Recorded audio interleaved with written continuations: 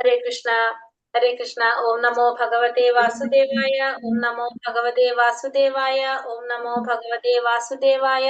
ഓം അജ്ഞാനതിമിരാന്ധസ്യ ജ്ഞാനാഞ്ജനാശലാകയ ചക്ഷുരുന്മിലിതേന തസ്മൈ ശ്രീഗുരവേ നമഃ. വിഷ്ണുപാദായ കൃഷ്ണപ്രേഷ്ഠായ ഭൂതലേ ശ്രീമതേ ഭക്തിവേദാന്ത സ്വാമിനിധി നാമിനേ. നമസ്തേ സാരസ്വതേ ദേവേ ഗൗരവാണി പ്രചാരിണേ നിർവിശേഷ ശൂന്യവാദി പാശ്ചാത്യ ദേശതാരിണേ. ജയ ശ്രീ കൃഷ്ണ ചൈതന്യ പ്രഭു നിത്യാനന്ദ ശ്രീ അദ്വൈത ഗദാധര ശ്രീവാസാദി ഗൗര ഭക്ത വൃന്ദ. ഹരേ കൃഷ്ണ കൃഷ്ണ കൃഷ്ണ ഹരേ ഹരേ, ഹരേ രാമ രാമ രാമ ഹരേ ഹരേ. ഹരേ കൃഷ്ണ. ശ്രീ ശ്രീ രാധാ ഗോവിന്ദ ടെമ്പിൾ ഇസ്കോൺ മാംഗ്ലൂരിന്റെ ഈശോപനിഷത്ത് ക്ലാസ്സിലേക്ക് എല്ലാവർക്കും സ്വാഗതം.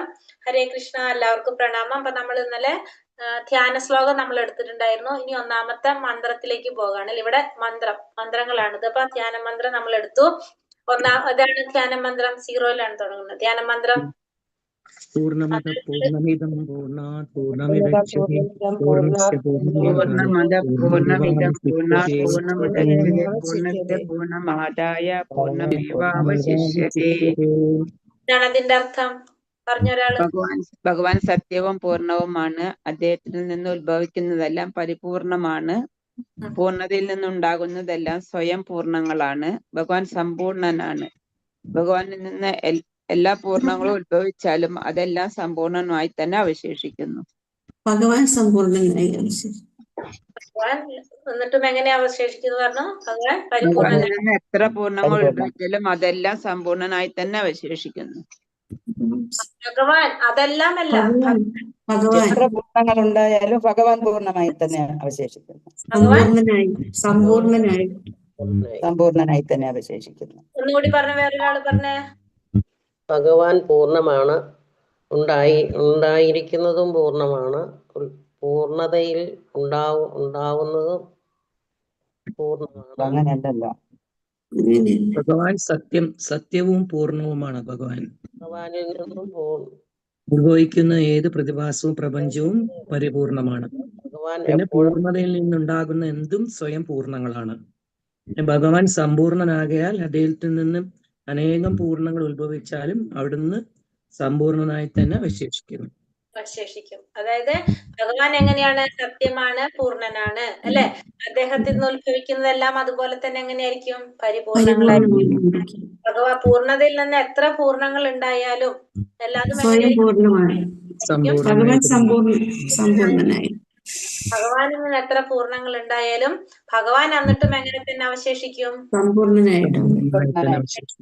അവശേഷിക്കും. ഒരാളും കൂടി പറയാവോ? ഭഗവാൻ സത്യമാണ്, പൂർണ്ണനുമാണ്. ഭഗവാനിൽ നിന്ന് ഉത്ഭവിക്കുന്നതെല്ലാം പരിപൂർണമാണ്. പൂർണ്ണതയിൽ നിന്ന് ഉത്ഭവിക്കുന്നത് എന്തും സ്വയം പൂർണ്ണമാണ്. ഭഗവാൻ സമ്പൂർണനായതുകൊണ്ട് ഭഗവാനിൽ നിന്നും എത്ര പൂർണ്ണങ്ങൾ ഉത്ഭവിച്ചാലും ഭഗവാൻ സമ്പൂർണനായി തന്നെ അവശേഷിക്കുന്നു. ഭഗവാൻ എന്നിട്ടും പൂർണ്ണനായിട്ട് തന്നെ അവശേഷിക്കും. അപ്പൊ എത്ര പൂർണ്ണങ്ങൾ ഉണ്ടായാലും ഭഗവാൻ എങ്ങനെ തന്നെ നിൽക്കും? ഭഗവാൻ സമ്പൂർണനായിട്ട് തന്നെ ഭഗവാൻ നിൽക്കും എന്നുള്ളതാണ് നമ്മൾ ധ്യാന മന്ത്രത്തില് നമ്മൾ കണ്ടത്. ഇനി ഒന്നാമത്തെ മന്ത്രത്തില് ഈശാവാസ്യമിതം സർവം.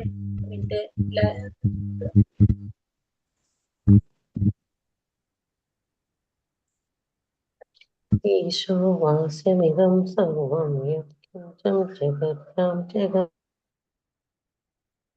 മന്ത്രം 1. ഈശോപനിഷത്തിന് ഇത് 5 ഭാഗങ്ങളായിട്ട് നമ്മൾ എടുത്തെടുത്ത് പോകുമ്പോൾ മനസ്സിലാവും. 1 മുതൽ 3 വരെ ഈശ്വരനുമായിട്ട് യോജിച്ച് ജീവിക്കുന്നതിനെ കുറിച്ച് പറയുന്നു. 4 മുതൽ 8 വരെ ആത്മീയ കാഴ്ചപ്പാടിലൂടെ ഈശ്വരനെ മനസ്സിലാക്കുക. 9, 11 ശരിയും തെറ്റും വിദ്യ ഈശ്വരനെ മനസ്സിലാക്കുന്നത്. 12, 14 ശരിയും തെറ്റും ഉപാസന. 15, 18 സ്വയം വെളിപ്പെടുത്താൻ ഈശ്വരനോട് പ്രാർത്ഥിക്കുന്നു. നമുക്ക് ഓരോന്ന് എടുക്കുമ്പോ അതിനനുസരിച്ച് പറഞ്ഞു പോകാം.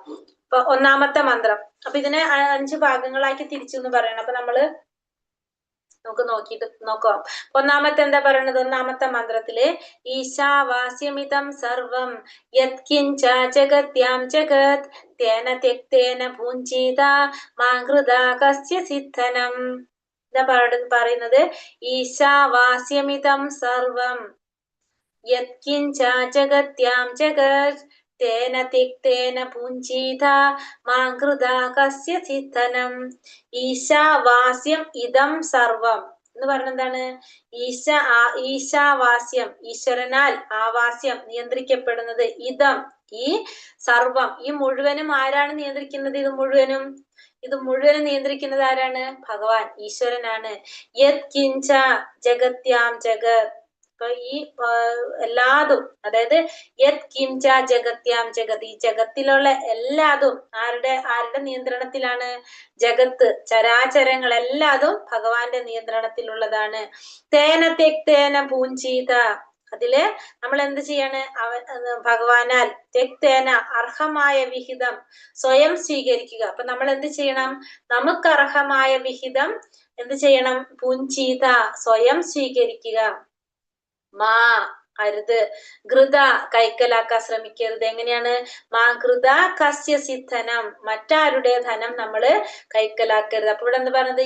ഈ എല്ലാതും ഈ പ്രപഞ്ചത്തിലുള്ള സർവചരാചരങ്ങളും ഈശ്വരന്റെ ഉടമസ്ഥതയിലുള്ളതാണ്, ഈശ്വരനാൽ നിയന്ത്രിക്കപ്പെടുന്നതുമാണ്.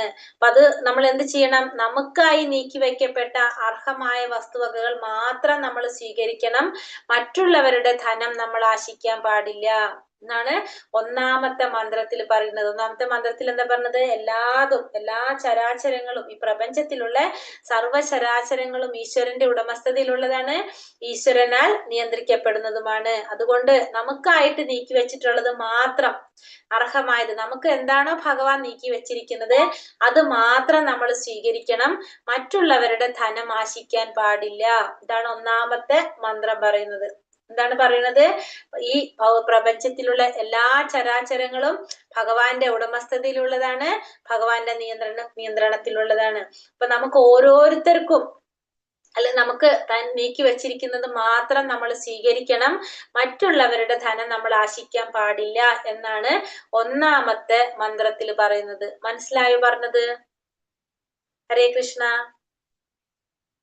മനസ്സിലായി. എന്താ പറഞ്ഞതൊന്ന് പറഞ്ഞേ. നമുക്കുള്ളത് മാത്രമേ സ്വീകരിക്കാൻ പാടുള്ളൂ. ഇതെല്ലാം ഭഗവാന്റെയാണ്. പ്രപഞ്ചത്തിലുള്ള ചരാചരങ്ങളെല്ലാം ഭഗവാന്റെയാണ്. പ്രപഞ്ചത്തിലുള്ള സർവ്വചരാചരങ്ങളും ഭഗവാന്റെയാണ്. ഉടമസ്ഥൻ ഭഗവാനാണ്, ഈശ്വരനാണ്. അതുകൊണ്ട് അവനവന് നീക്കി വെച്ചിട്ടുള്ളത് മാത്രമേ തനിക്കായി നീക്കി വയ്ക്കപ്പെട്ട അർഹമായ വസ്തു മാത്രം സ്വീകരിക്കുക. മറ്റുള്ളവരുടെ ധനം അപഹരിക്കരുത്. അതായത് ഇപ്പൊ നമ്മളെ വീട്ടില് കുറെ പേരുള്ളൊരു വീട്, പണ്ടത്തെ ഒരു കുടുംബത്തില് ചിന്തിച്ചോളൂ. അമ്മ എല്ലാവർക്കും കുറെ പ്ലേറ്റുകൾ നിരത്തി വെച്ചിട്ട് എല്ലാവർക്കും ഭക്ഷണം വിളമ്പി തരും. എല്ലാവർക്കും ഭക്ഷണം വിളമ്പിട്ട് ഓരോ പ്ലേറ്റിൽ ഓരോരുത്തർക്ക് ഇട്ട് തരും. നമ്മള് 2 പ്ലേറ്റ് നമുക്ക് എടുക്കാൻ പറ്റുമോ? ഇല്ല അല്ലെ? നമുക്ക് എന്ന് പറഞ്ഞിട്ട് അമ്മ ഏതാണോ തരുന്നത് അത് മാത്രമേ നമുക്ക് കഴിക്കാൻ പറ്റുള്ളൂ അല്ലെ? അല്ലാതെ എടുത്തു കഴിഞ്ഞാൽ എന്ത് കിട്ടും? നമുക്ക് തല്ല് കിട്ടും. അങ്ങനെയല്ലേ? അത് തന്നെയാണ് ഭഗവാനും പറഞ്ഞത്. അപ്പൊ ഓരോരുത്തർക്കും ഭഗവാൻ എന്ത് ചെയ്തിട്ടുണ്ട്? ഓരോന്നും നീക്കി വെച്ചിട്ടുണ്ട്. അപ്പൊ നമുക്ക് ഭഗവാനെ സംബന്ധിച്ച് നമ്മളിപ്പോ പറയുകയാണെങ്കിൽ നമ്മള് ഇപ്പൊ ഒരു അമ്മയ്ക്ക് 10 മക്കളുണ്ടെങ്കിൽ ആ 10 മക്കൾക്കും 10 പ്ലേറ്റിൽ വിളമ്പി വെച്ചിട്ടുണ്ടാവും. അപ്പൊ ഓരോരുത്തർക്കും ഓരോ പ്ലേറ്റ്, അതാണ് അവർക്ക് എടുക്കാൻ സാധിക്കുന്നത്. അപ്പൊ ഭഗവാന് പറയാ, നമുക്കറിയാം 84 ലക്ഷം ജീവാത്മാക്കളുണ്ട്, ജീവഗണങ്ങളുണ്ട്. അപ്പൊ ഈ 84 ലക്ഷത്തിലുള്ളവർക്കും ഭഗവാൻ ഓരോ വിഹിതം നീക്കി വെച്ചിട്ടുണ്ടാവും അല്ലെ? ഭഗവാന്റെ മക്കളാണ് എല്ലാവരും. ഈ സർവ്വചരാചരങ്ങളും ഭഗവാന്റെ ഉടമസ്ഥതയിലാണ്, ഭഗവാന്റെ നിയന്ത്രണത്തിലുള്ളതാണ്. എല്ലാവർക്കും ആദ്യ ബീജം പ്രദാനം ചെയ്തത് ആരാണ്? ഭഗവാനാണ്. അപ്പൊ ഭഗവാന്റെ മക്കളാണ് എല്ലാവരും. ഇവർക്ക് എല്ലാവർക്കും ഭഗവാൻ എന്ത് ചെയ്തിട്ടുണ്ട്? ഒരു വിഹിതം നീക്കി വെച്ചിട്ടുണ്ട് അവർക്ക് ഓരോരുത്തർക്കും. ഇപ്പൊ മനുഷ്യൻ ഇന്നത്, സിംഹത്തിന് ഇന്നത്, അല്ലെങ്കിൽ അടുത്ത പക്ഷിക്ക് ഇത്, ഇങ്ങനെ പറഞ്ഞ ഓരോരുത്തർക്കും നീക്കി വെച്ചിട്ടുണ്ട്. അപ്പൊ അത് മാത്രം നമ്മൾ സ്വീകരിക്കാൻ പാടുള്ളൂ, മറ്റുള്ളവരുടെ ധനം ആശിക്കാനായിട്ട് പാടില്ല എന്നുള്ളതാണ് ആ ഉപദേശത്തിൽ മന്ത്രത്തില് പറഞ്ഞത്. ക്ലിയർ ആയല്ലോ എല്ലാവർക്കും? അപ്പൊ അത് ഭഗവാൻ ഓരോരുത്തർക്കും നീക്കി വെച്ചത് മാത്രം നമ്മൾ സ്വീകരിക്കാൻ പാടുള്ളൂ. നമുക്ക് ഓരോരുത്തർക്കും ഈശ്വരൻ തനിക്കായി നീക്കി വെക്കപ്പെട്ട അർഹമായത് മാത്രം സ്വീകരിക്കുക, മറ്റുള്ളവരുടെ ധനം ആശിക്കാൻ പാടില്ല. ക്ലിയർ ആയോ? എല്ലാ സർവചരാചരങ്ങളും ഭഗവാന്റെ ഉടമസ്ഥതയിലും നിയന്ത്രണത്തിലുമുള്ളതാണ്. ഓരോരുത്തർക്കും ഭഗവാൻ നീക്കി വെച്ചിരിക്കുന്നത് എന്താണോ അത് മാത്രം സ്വീകരിക്കുക, മറ്റുള്ളവരുടെ സ്വീകരിക്കാനായിട്ട് പാടില്ല, ആശിക്കാനായിട്ട് പാടില്ല എന്നുള്ളതാണ് ഒന്നാമത്തെ മന്ത്രത്തിൽ പറയുന്നത്. ക്ലിയർ ആയി എല്ലാവർക്കും? വിവർത്തനം. പ്രപഞ്ചത്തിലുള്ള സർവ്വചരാചരങ്ങളും ഈശ്വരന്റെ ഉടമസ്ഥതയിലുള്ളതും ഈശ്വരനാൽ നിയന്ത്രിക്കപ്പെടുന്നതുമാണ്. അതുകൊണ്ട് ഒരുവൻ തനിക്കായി നീക്കി വയ്ക്കപ്പെട്ടവർ അർഹമായ വസ്തുതകൾ മാത്രം സ്വീകരിക്കുക, മറ്റുള്ളവരുടെ ധനം ആശിക്കരുത്. അപ്പൊ ഓരോരുത്തരും എന്താ ചെയ്യേണ്ടത്? നമുക്ക് നീക്കി വെച്ചത് മാത്രം നമ്മൾ സ്വീകരിക്കാൻ പാടുള്ളൂ, മറ്റുള്ളവരുടെ ധനം നമ്മൾ ആശിക്കാനായിട്ട് പാടില്ല എന്നുള്ളതാണ് ഇവിടെ പറയുന്നത്. അപ്പൊ എത്രയാണോ നമുക്ക് ഭഗവാൻ നീക്കി വെച്ചത്, അല്ലെങ്കിൽ എന്താണോ നമുക്ക് നീക്കി വെച്ചിരിക്കുന്നത് അത് മാത്രം നമ്മൾ സ്വീകരിക്കണം. മറ്റുള്ളവരുടെ നമ്മൾ ആശിക്കാൻ പോലും പാടില്ല. സ്വീകരിക്കുന്നത് പിന്നത്തെ കാര്യം, നമ്മൾ ആശിക്കാൻ പോലും പാടില്ല എന്നുള്ളതാണ് ഇവിടെ നമുക്ക് പറഞ്ഞു തരുന്നത്.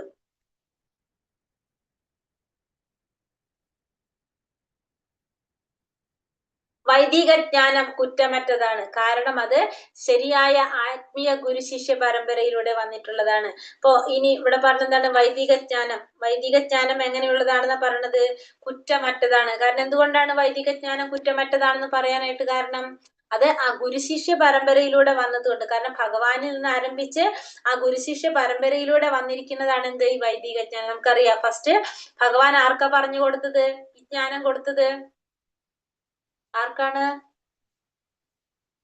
ബ്രഹ്മാവിന് അല്ലെ? ഭഗവാൻ ബ്രഹ്മാവിന് തേനേ ബ്രഹ്മഹൃദയ ആദിത്യേ മുഹ്യന്തേസുര, നമ്മുടെ ഭാഗവതത്തിൽ ആദ്യത്തെ ശ്ലോകത്തിൽ പറയുന്നത്. ഭഗവാൻ ഇത് ആർക്ക് പറഞ്ഞു കൊടുത്തു? ബ്രഹ്മാവിന്റെ ഹൃദയത്തിലേക്കാണ് ആദ്യ ജ്ഞാനം കൊടുത്തത്. ബ്രഹ്മാവ് നാരദ മഹർഷിക്ക് പറഞ്ഞു കൊടുത്തു, പിന്നെ വ്യാസ മഹർഷിക്ക് പറഞ്ഞു കൊടുത്തു. അങ്ങനെയാണ് ആ ഗുരുശിഷ്യ പരമ്പര വന്നിരിക്കുന്നത്. അതുകൊണ്ട് തന്നെ ഈ ജ്ഞാനം എങ്ങനെയാണ്? ഭഗവാനിൽ നിന്ന് തുടങ്ങി, ഭഗവാനിൽ നിന്ന് ആരംഭിച്ച് ഓരോരുത്തർക്ക് കൈമാറി വന്നതാണിത്. അതുകൊണ്ട് അത് കുറ്റമറ്റതാണെന്ന് പറയാം. വൈദിക ജ്ഞാനം ഭഗവാനാൽ അരുൾ ചെയ്യപ്പെട്ടതിനാൽ അതിന്റെ ഉറവിടം അപൗരുഷേയമത്രേ. അപ്പൊ ഇത് ആരിൽ നിന്നാണ് തുടങ്ങുന്നത്? ഭഗവാനിൽ നിന്ന്. ഭഗവാൻ അരുൾ ചെയ്യപ്പെട്ടതാണത്. ഭഗവാനാൽ അരുൾ ചെയ്യപ്പെട്ടതാണ് വൈദിക ജ്ഞാനം. അതുകൊണ്ട് എന്താണ്? അപൗരുഷേയമാണത്. നമ്മുടെ മനുഷ്യരുടെ ചിന്തകൾക്ക്, അല്ലെങ്കിൽ മനുഷ്യരുടെ പ്രവർത്തികൾക്ക്, മനുഷ്യർക്ക് അപ്പുറത്തുള്ളതാണ് എന്ത്? അപൗരുഷേയമായിട്ടുള്ള ഒരു കാര്യമാണ് എന്ത്?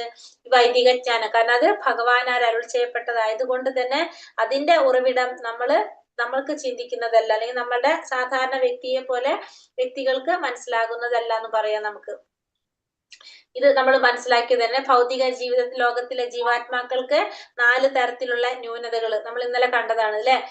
എന്താണെന്ന്? തെറ്റു പറ്റുന്നു, മായയ്ക്ക് വശംവദനാകുന്നു, മറ്റുള്ളവരെ വഞ്ചിക്കാനുള്ള പ്രവണത, ഇന്ദ്രിയങ്ങൾ അപൂർണമാണ്. ഈ 4 ന്യൂനതകള് ജീവാത്മാക്കൾക്കുള്ളതാണ്. ഒന്ന്, തെറ്റ് പറ്റും. നമുക്ക് എപ്പോഴും സംഭവിക്കും? തെറ്റുകൾ പറ്റും. പിന്നെ നമ്മള് മായയ്ക്ക് വശംവദനാകും. പിന്നെ മറ്റുള്ളവരെ വഞ്ചിക്കാനുള്ള പ്രവണത നമുക്കുണ്ട്. പിന്നെ ഇന്ദ്രിയങ്ങള് അപൂർണമാണ്. ഈ 4 ന്യൂനതകൾ ആർക്കുള്ളതാണ്? ജീവാത്മാക്കൾക്ക്. ഭൗതിക ലോകത്തിലെ ജീവാത്മാക്കൾക്കുള്ള 4 ന്യൂനതകളാണിത്. ഈ 4 ന്യൂനതകളാൽ പരിമിതമാക്കപ്പെടുന്നത് കൊണ്ട് ആ ജീവസത്തയ്ക്ക് പരിപൂർണമായ അറിവ് നൽകാൻ കഴിയുകയില്ല. അപ്പൊ ഈ 4 ന്യൂനതകളും ജീവാത്മാക്കൾക്കുള്ളത് കൊണ്ട് തന്നെ ആ ജീവാത്മാക്കൾക്ക് പരിപൂർണമായിട്ടുള്ള അറിവ് നൽകാൻ കഴിയില്ല. ഇപ്പോ വേദങ്ങൾ അങ്ങനെ ന്യൂനതയുള്ള വ്യക്തികളാൽ നിർമ്മിക്കപ്പെട്ടതല്ല വേദങ്ങള്. അതുകൊണ്ട് തന്നെ വേദങ്ങൾ ഒരിക്കലും എന്തല്ല, ഇത്തരത്തില് ന്യൂനതകളുള്ള വ്യക്തികൾ കൊണ്ടല്ല ഇത് നിർമ്മിക്കപ്പെട്ടിരിക്കുന്നത്. ആരാണ് നിർമ്മിച്ചിരിക്കുന്നത്? ആരിൽ നിന്നാണ് വന്നിരിക്കുന്നത്? ഭഗവാനിൽ നിന്നാണ് വന്നിരിക്കുന്നത്. അതുകൊണ്ട് തന്നെ ഈ വേദങ്ങൾക്ക് എന്തില്ല? വേദങ്ങൾക്ക് നമ്മൾ പറയാ കുറ്റമറ്റതാണെന്ന് പറയാം. കുറ്റങ്ങളൊന്നും ഇല്ല. വേദങ്ങൾ തുടക്കത്തിൽ ഭഗവാനിൽ നിന്ന് ബ്രഹ്മദേവന്റെ ഹൃദയത്തിലേക്കാണ് നൽകപ്പെട്ടത്. അപ്പൊ വേദവിജ്ഞാനം തുടക്കത്തിൽ ഭഗവാനാൽ ബ്രഹ്മദേവന്റെ ഹൃദയത്തിൽ നൽകപ്പെട്ടതാണ്. അപ്പൊ ബ്രഹ്മാവാണ് ആദ്യത്തെ ജീവാത്മാവ്. അപ്പൊ അതുകൊണ്ട് ആ ബ്രഹ്മാവിന്റെ ഹൃദയത്തിലേക്കാണ് ഭഗവാൻ എന്ത് നൽകിയത്? വേദങ്ങള് നൽകിയത്. അതിനുശേഷം ബ്രഹ്മാവ് തന്റെ പുത്രന്മാർക്കും ശിഷ്യന്മാർക്കും ഒക്കെ പകർന്നു നൽകി. അത് പിന്നീട് പിന്തലമുറക്കാർക്ക് നൽകി. ബ്രഹ്മാവ് പ്രസ്തുത അറിവ് സ്വന്തം പുത്രന്മാർക്കും ശിഷ്യന്മാർക്കും പകർന്നു കൊടുത്തു. അവരാകട്ടെ തലമുറയ്ക്കും അങ്ങനെ കൈമാറ്റം ചെയ്യപ്പെട്ടു വന്നതാണ് എന്ത്? ഇത്തരത്തിലുള്ള വേദങ്ങള് എല്ലാതും. അപ്പൊ അതുകൊണ്ട് തന്നെ അത് എപ്പോഴും കുറ്റമറ്റതാണ്. പിന്നെ ഭഗവാനിൽ നിന്നാണ് അത് വന്നിരിക്കുന്നത്.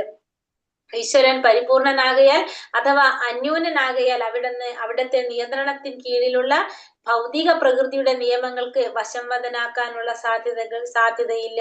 അപ്പൊ ഭഗവാൻ പരിപൂർണനായതുകൊണ്ട് തന്നെ ഭഗവാൻ അല്ലെങ്കിൽ അന്യൂനനാകയാൽ ഭഗവാൻ എങ്ങനെയാണ്? പരിപൂർണനാണ്, അല്ലെങ്കിൽ അന്യൂനനാണ്.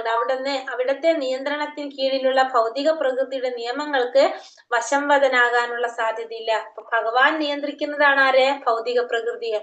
അതുകൊണ്ട് തന്നെ ഭൗതിക പ്രകൃതിയുടെ നിയമങ്ങൾ ആർക്ക് ബാധകമല്ല? ഭഗവാന് ബാധകമല്ല. അതുകൊണ്ട് ഒരിക്കലും ഭൗതിക പ്രകൃതിയുടെ നിയമങ്ങൾക്ക് അധീനനാകാനായിട്ട് അതിന് വശംവദനാകാനായിട്ട് അല്ലെങ്കിൽ അതീതനാകാനായിട്ട് ഭഗവാന് സാധിക്കുള്ളൂ. അധീനതയിലാവില്ല ഒരിക്കലും ഭഗവാൻ. അതിന് അതീതനാകാം ഭഗവാൻ, പക്ഷെ ഒരിക്കലും അതിന്റെ അധീനതയിലേക്ക് വരില്ല, അല്ലെങ്കിൽ വശംവദനാകില്ല. കാരണം ഭഗവാൻ പരിപൂർണനാണ്. ഭഗവാനാൽ നിയന്ത്രിക്കപ്പെടുന്നതാണ് ആര്? ഭൗതിക പ്രകൃതി. അപ്പൊ ഭൗതിക പ്രകൃതിയുടെ നിയമങ്ങൾ ആർക്ക് ബാധകമല്ല? ഭഗവാന് ബാധകമല്ല. ജീവനുള്ളതും ജീവൻ ഇല്ലാത്തതുമായ സർവവും പ്രകൃതി നിയമങ്ങളാലും അന്തിമമായി ഈശ്വര ശക്തിയാലും നിയന്ത്രിതമാണ്.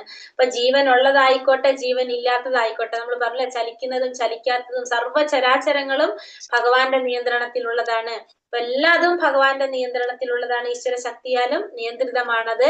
അത് എങ്ങനെയുള്ളതായാലും ഈശോപനിഷത്ത് യജുർവേദത്തിന്റെ ഭാഗമാണ്. തൽഫലമായി പ്രപഞ്ചത്തിൽ നിലനിൽക്കുന്ന സകല വസ്തുക്കളുടെയും ഉടമസ്ഥതയെ സംബന്ധിച്ച വിവരങ്ങൾ ഉൾക്കൊള്ളുന്നു. അപ്പൊ ഈശോപനിഷത്ത് യജുർവേദത്തിന്റെ ഒരു ഭാഗമായത് കൊണ്ട് തന്നെ പ്രപഞ്ചത്തിൽ നിലനിൽക്കുന്ന സകല വസ്തുക്കളുടെയും ഉടമസ്ഥതയെ സംബന്ധിച്ച വിവരങ്ങൾ ഉൾക്കൊള്ളുന്നു. ഈ രണ്ടു തരം പ്രകൃതിയെ കുറിച്ച് പറയാണ്. എന്താണ്? പരാപ്രകൃതി, അപരാപ്രകൃതി. കേട്ടിട്ടുണ്ടാവും നമ്മൾ, ഭഗവത്ഗീതയിൽ പഠിച്ച കാര്യങ്ങളാണ് ഈ പറയുന്നതെല്ലാം. ഒന്ന് പരാപ്രകൃതിയും അപരാപ്രകൃതിയും. അപരാപ്രകൃതി എന്ന് പറഞ്ഞാല് ഭൗതിക മൂലകങ്ങളായ ഭൂമി, ജലം, അഗ്നി, വായു, അഗ്നി, വായു, ആകാശം, മനസ്സ്, ബുദ്ധി, മിഥ്യാഹങ്കാരം എന്നിവയെല്ലാം ഭഗവാന്റെ അധമ ശക്തി അഥവാ ഭൗതിക ശക്തി. അത് അപരാപ്രകൃതി എന്നറിയപ്പെടുന്നു. അപരാപ്രകൃതി എന്ന് പറയുന്നത് അതാണ് നമ്മൾ പറഞ്ഞ പഞ്ചമഹാഭൂതങ്ങളും പിന്നെ എന്താണ് ബുദ്ധി, മനസ്സ്, ബുദ്ധി, അഹങ്കാരം, ഇതെല്ലാം ചേർന്നതാണ് എന്ത്? ഭഗവാന്റെ എന്ത് ശക്തി എന്ന് പറയുന്നത്? അപരാപ്രകൃതി എന്ന് പറയുന്നത്. ഇനി പരാപ്രകൃതി എന്ന് പറയുന്നത് ജീവാത്മാക്കള്. അതാണ് ജീവാത്മാക്കളാണ് ഭഗവാന്റെ ഉത്കൃഷ്ട ശക്തി. മറ്റേത് അധമ ശക്തി അല്ലെങ്കിൽ അപരാപ്രകൃതി എന്ന് പറയുന്നു. ഇത് പരാപ്രകൃതി അല്ലെങ്കിൽ ഭഗവാന്റെ ശ്രേഷ്ഠ ശക്തി, ഉത്കൃഷ്ട ശക്തി എന്ന് പറയാം.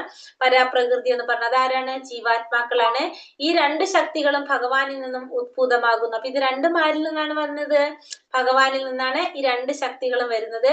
അപരാപ്രകൃതിയുടേതോ അല്ലാത്തതായി പ്രപഞ്ചത്തിൽ യാതൊന്നുമില്ല. അപരാപ്രകൃതിയുടേതോ അല്ലാത്തതായിട്ട് ഈ പ്രപഞ്ചത്തില് അപരാപ്രകൃതിയുടേതോ അല്ലാത്തതായിട്ട്, പരാപ്രകൃതിയുടെയോ അപരാപ്രകൃതിയുടേതോ അല്ലാത്തതായിട്ട് ഈ പ്രപഞ്ചത്തില് യാതൊന്നുമില്ല. ആകയാൽ സർവ്വതിന്റെയും ഉടമസ്ഥൻ ആരാണ്? ഭഗവാനാണ്. കാരണം രണ്ടും ഭഗവാനിന്റെ വന്നതാണ്. പരാപ്രകൃതിയായാലും അപരാപ്രകൃതിയായാലും ഭഗവാനിൽ നിന്നാണ്. അപ്പൊ ഈ പരാപ്രകൃതിയുടെയും അപരാപ്രകൃതിയുടേതും അല്ലാത്തതായിട്ട് ഈ ഭൗതിക പ്രപഞ്ചത്തിൽ ഒന്നുമില്ല. അതുകൊണ്ട് എല്ലാത്തിന്റെ ഉടമസ്ഥൻ ആര് തന്നെയാണ്? ഭഗവാൻ തന്നെയാണെന്ന് പറയാം. അപ്പൊ പരാപ്രകൃതി എന്ന് പറയുന്നത് ആരാണ്? ജീവാത്മാക്കളാണ്. നമ്മള് 7ാമത്തെ അധ്യായത്തിലല്ലേ നമ്മൾ അതൊക്കെ പഠിച്ചത്. അതുകൂടാതെ അപരാപ്രകൃതി എന്ന് പറയുന്നത് ഭൗതിക പ്രകൃതിയിൽ നമ്മൾ പറഞ്ഞു 8 ഘടകങ്ങള് എന്തൊക്കെയാണത്? പഞ്ചമഹാഭൂതങ്ങള്, ഭൂമി, ജലം, വായു, ആകാശം, ബുദ്ധി, മനസ്സ്, അഹങ്കാരം എന്നിവയെല്ലാം ഉൾക്കൊള്ളുന്നതാണ്. പരമോന്നത സത്ത, നിരപേക്ഷ സത്ത, നിരപേക്ഷ ഭാവമായ ദൈവത്വം ഒരു പരിപൂർണ വ്യക്തിയാണ്. അപ്പൊ പരമോന്നത സത്ത, നിരപേക്ഷ വ്യക്തിഭാവമായ ദൈവത്വം ഒരു പരിപൂർണ വ്യക്തിയാണ്. അതായത് തന്റെ വൈവിധ്യമാർന്ന ശക്തിവിശേഷം കൊണ്ട് അവിടത്തേക്ക് സകലതിനെയും ക്രമവൽക്കരിക്കുന്നതിന് ആവശ്യമായ പൂർണ്ണവും പരിശുദ്ധമായ ബുദ്ധിശക്തിയുണ്ട്. പരമോന്നത ശക്തിയെ അഗ്നിയോട് ഉപമിക്കുന്നു. അപ്പൊ പരമോന്നത സത്ത അല്ലെങ്കിൽ നിരപേക്ഷ സത്ത എന്നൊക്കെ പറയുന്നത്, അല്ലെങ്കിൽ നിരപേക്ഷ വ്യക്തിഭാവമായിട്ടുള്ള ദൈവത്വം, ഇതൊക്കെ എന്താണ്? ഒരു പരിപൂർണ വ്യക്തിയാണ്. എല്ലാതും ഭഗവാൻ പരിപൂർണനായിട്ടുള്ള വ്യക്തിയാണിത്. ഇപ്പൊ നമ്മൾ പറഞ്ഞ പരമമായ സത്യം അല്ലെങ്കിൽ നിരപേക്ഷ സത്യം, നിരപേക്ഷ വ്യക്തിഭാവം എന്നൊക്കെ പറയുന്നത് എന്താണ്? പരിപൂർണ വ്യക്തിയായിട്ടുള്ള ഭഗവാനെ കുറിച്ചാണ് ഇതെല്ലാം പറയുന്നത്. അഗ്നി ചൂടിന്റെയും പ്രകാശത്തിന്റെയും രൂപത്തിൽ ഊർജത്തെ വിതരണം ചെയ്യുന്നത് പോലെ ഈശ്വരൻ അവിടുത്തെ ശക്തികളെ വ്യത്യസ്ത രീതികളിൽ പ്രവേശിപ്പിക്കുന്നു. അഗ്നി അത് ചൂടായിട്ടും നമുക്ക് കിട്ടാം, പ്രകാശമായിട്ടും നമുക്ക് കിട്ടാം അല്ലെ. രൂപത്തിൽ ഊർജത്തെ വിതരണം ചെയ്യുന്നത് പോലെ ഭഗവാന്റെ ശക്തികളെ വ്യത്യസ്തമായ രീതികളിലാണ് ഭഗവാൻ പ്രദർശിപ്പിക്കുന്നത്. അവിടുന്ന് അചിന്ത്യമായ ഐശ്വര്യം, കീർത്തി, ശക്തി, സൗന്ദര്യം, ജ്ഞാനം, വിരക്തി എന്നിവയാൽ പരിപൂർണനാണ്. നമ്മൾ ഭഗവാന് പറഞ്ഞിരിക്കുന്ന ഡെഫിനിഷൻ പഠിച്ചിട്ടുണ്ട് അല്ലെ. ഏതാണ്? പരാശര മഹർഷി പറഞ്ഞിരിക്കുന്ന ഡെഫിനിഷൻ. 6 ഐശ്വര്യങ്ങൾ നിറഞ്ഞവനാണ് ആര്? ഭഗവാൻ എന്ന് പറഞ്ഞ അചിന്യമാണ് ഭഗവാൻ. അചിന്യം എന്ന് വെച്ചാൽ നമ്മുടെ ചിന്തകൾക്ക് ഉപരിയാണ് ഭഗവാന്റെ പ്രവർത്തികൾ അല്ലെങ്കിൽ കാര്യങ്ങൾ എന്ന് പറയുന്നത് നമുക്ക്. അതുകൊണ്ടാണ് ഭഗവാൻ അചിന്യനായിട്ട് നമ്മൾ പറയുന്നത്. നമ്മുടെ ചിന്തകൾക്ക് അപ്പുറത്താണെന്ന് പറയാം. ഈശ്വരനാണ് എല്ലാ വസ്തുക്കളുടെയും എന്നറിയാനുള്ള ബുദ്ധിശക്തി ഒരുവനുണ്ടാവണം. ഈശ്വരനാണ് എല്ലാറ്റിന്റെയും ഉടമസ്ഥൻ, അല്ലെങ്കിൽ ഈശ്വരനാണ് എല്ലാ വസ്തുക്കളുടെയും നാഥൻ എന്ന് മനസ്സിലാക്കാനുള്ള ഒരു ബുദ്ധിശക്തി ആർക്കുണ്ടാവണം? ബുദ്ധിശക്തി ഒരുവനുണ്ടായിരിക്കണം. ഒരുവൻ തനിക്കായി ഈശ്വരൻ നീക്കിവെച്ച സ്വന്തം വിഹിതം മാത്രമേ സ്വീകരിക്കാവൂ. അപ്പൊ ഒരുവൻ തനിക്കായിട്ട് ഭഗവാൻ എന്താണോ നീക്കി വെച്ചിരിക്കുന്നത് അത് മാത്രമേ സ്വീകരിക്കാനായിട്ട് പാടുള്ളൂ എന്നുള്ളത് മനസ്സിലാക്കണം. ഈശ്വരനല്ലാതെ വേറെ ഒന്നിനും ഒരാളും ഉടമസ്ഥനില്ല. ഈശ്വരനാണ് എല്ലാത്തിന്റെയും ഉടമസ്ഥൻ എന്നൊരു ബന്ധം മനസ്സിലാക്കണം. അതുകൊണ്ട് തന്നെ ആ ഈശ്വരൻ നമുക്ക് നീക്കി വെച്ചിരിക്കുന്ന വിഹിതം ഏതാണോ അത് മാത്രമേ നമ്മൾ സ്വീകരിക്കാനായിട്ട് പാടുള്ളൂ. ഈശ്വരൻ നമുക്കായി ദയാപുരസ്പരം നീക്കിവെച്ച വസ്തുക്കൾ കൊണ്ട് നാം സംതൃപ്തരാകേണ്ടതാണ്. അപ്പൊ നമുക്ക് ഭഗവാൻ നീക്കിവെച്ചത് എന്താണോ അതുകൊണ്ട് നമ്മൾ സംതൃപ്തനാകണം. ഉദാഹരണത്തിന് ഒരു വീട് മണ്ണ്, മരം, ഇരുമ്പ്, സിമന്റ് തുടങ്ങിയ മറ്റു പല വസ്തുക്കളും ചേർത്ത് നിർമ്മിക്കുന്നതാണ്. നമുക്ക് അവയൊക്കെ സ്വന്തം പരിശ്രമത്തിലൂടെ ആവശ്യമായ രൂപത്തിലേക്ക് മാറ്റി തീർക്കാൻ മാത്രമേ കഴിയൂ. ഇപ്പൊ ഒരു വീട് ഉണ്ടാക്കാൻ വേണ്ടിയിട്ട് നമുക്ക് എന്തൊക്കെ ആവശ്യമാണ്? മണ്ണ് വേണം, മരം വേണം, ഇരുമ്പ് വേണം, സിമന്റ് വേണം, അങ്ങനെ പല വസ്തുക്കളും വേണം അല്ലെ. അതെല്ലാം കൊണ്ടാണ് നമ്മൾ ഒരു വീട് നിർമ്മിക്കുന്നത്.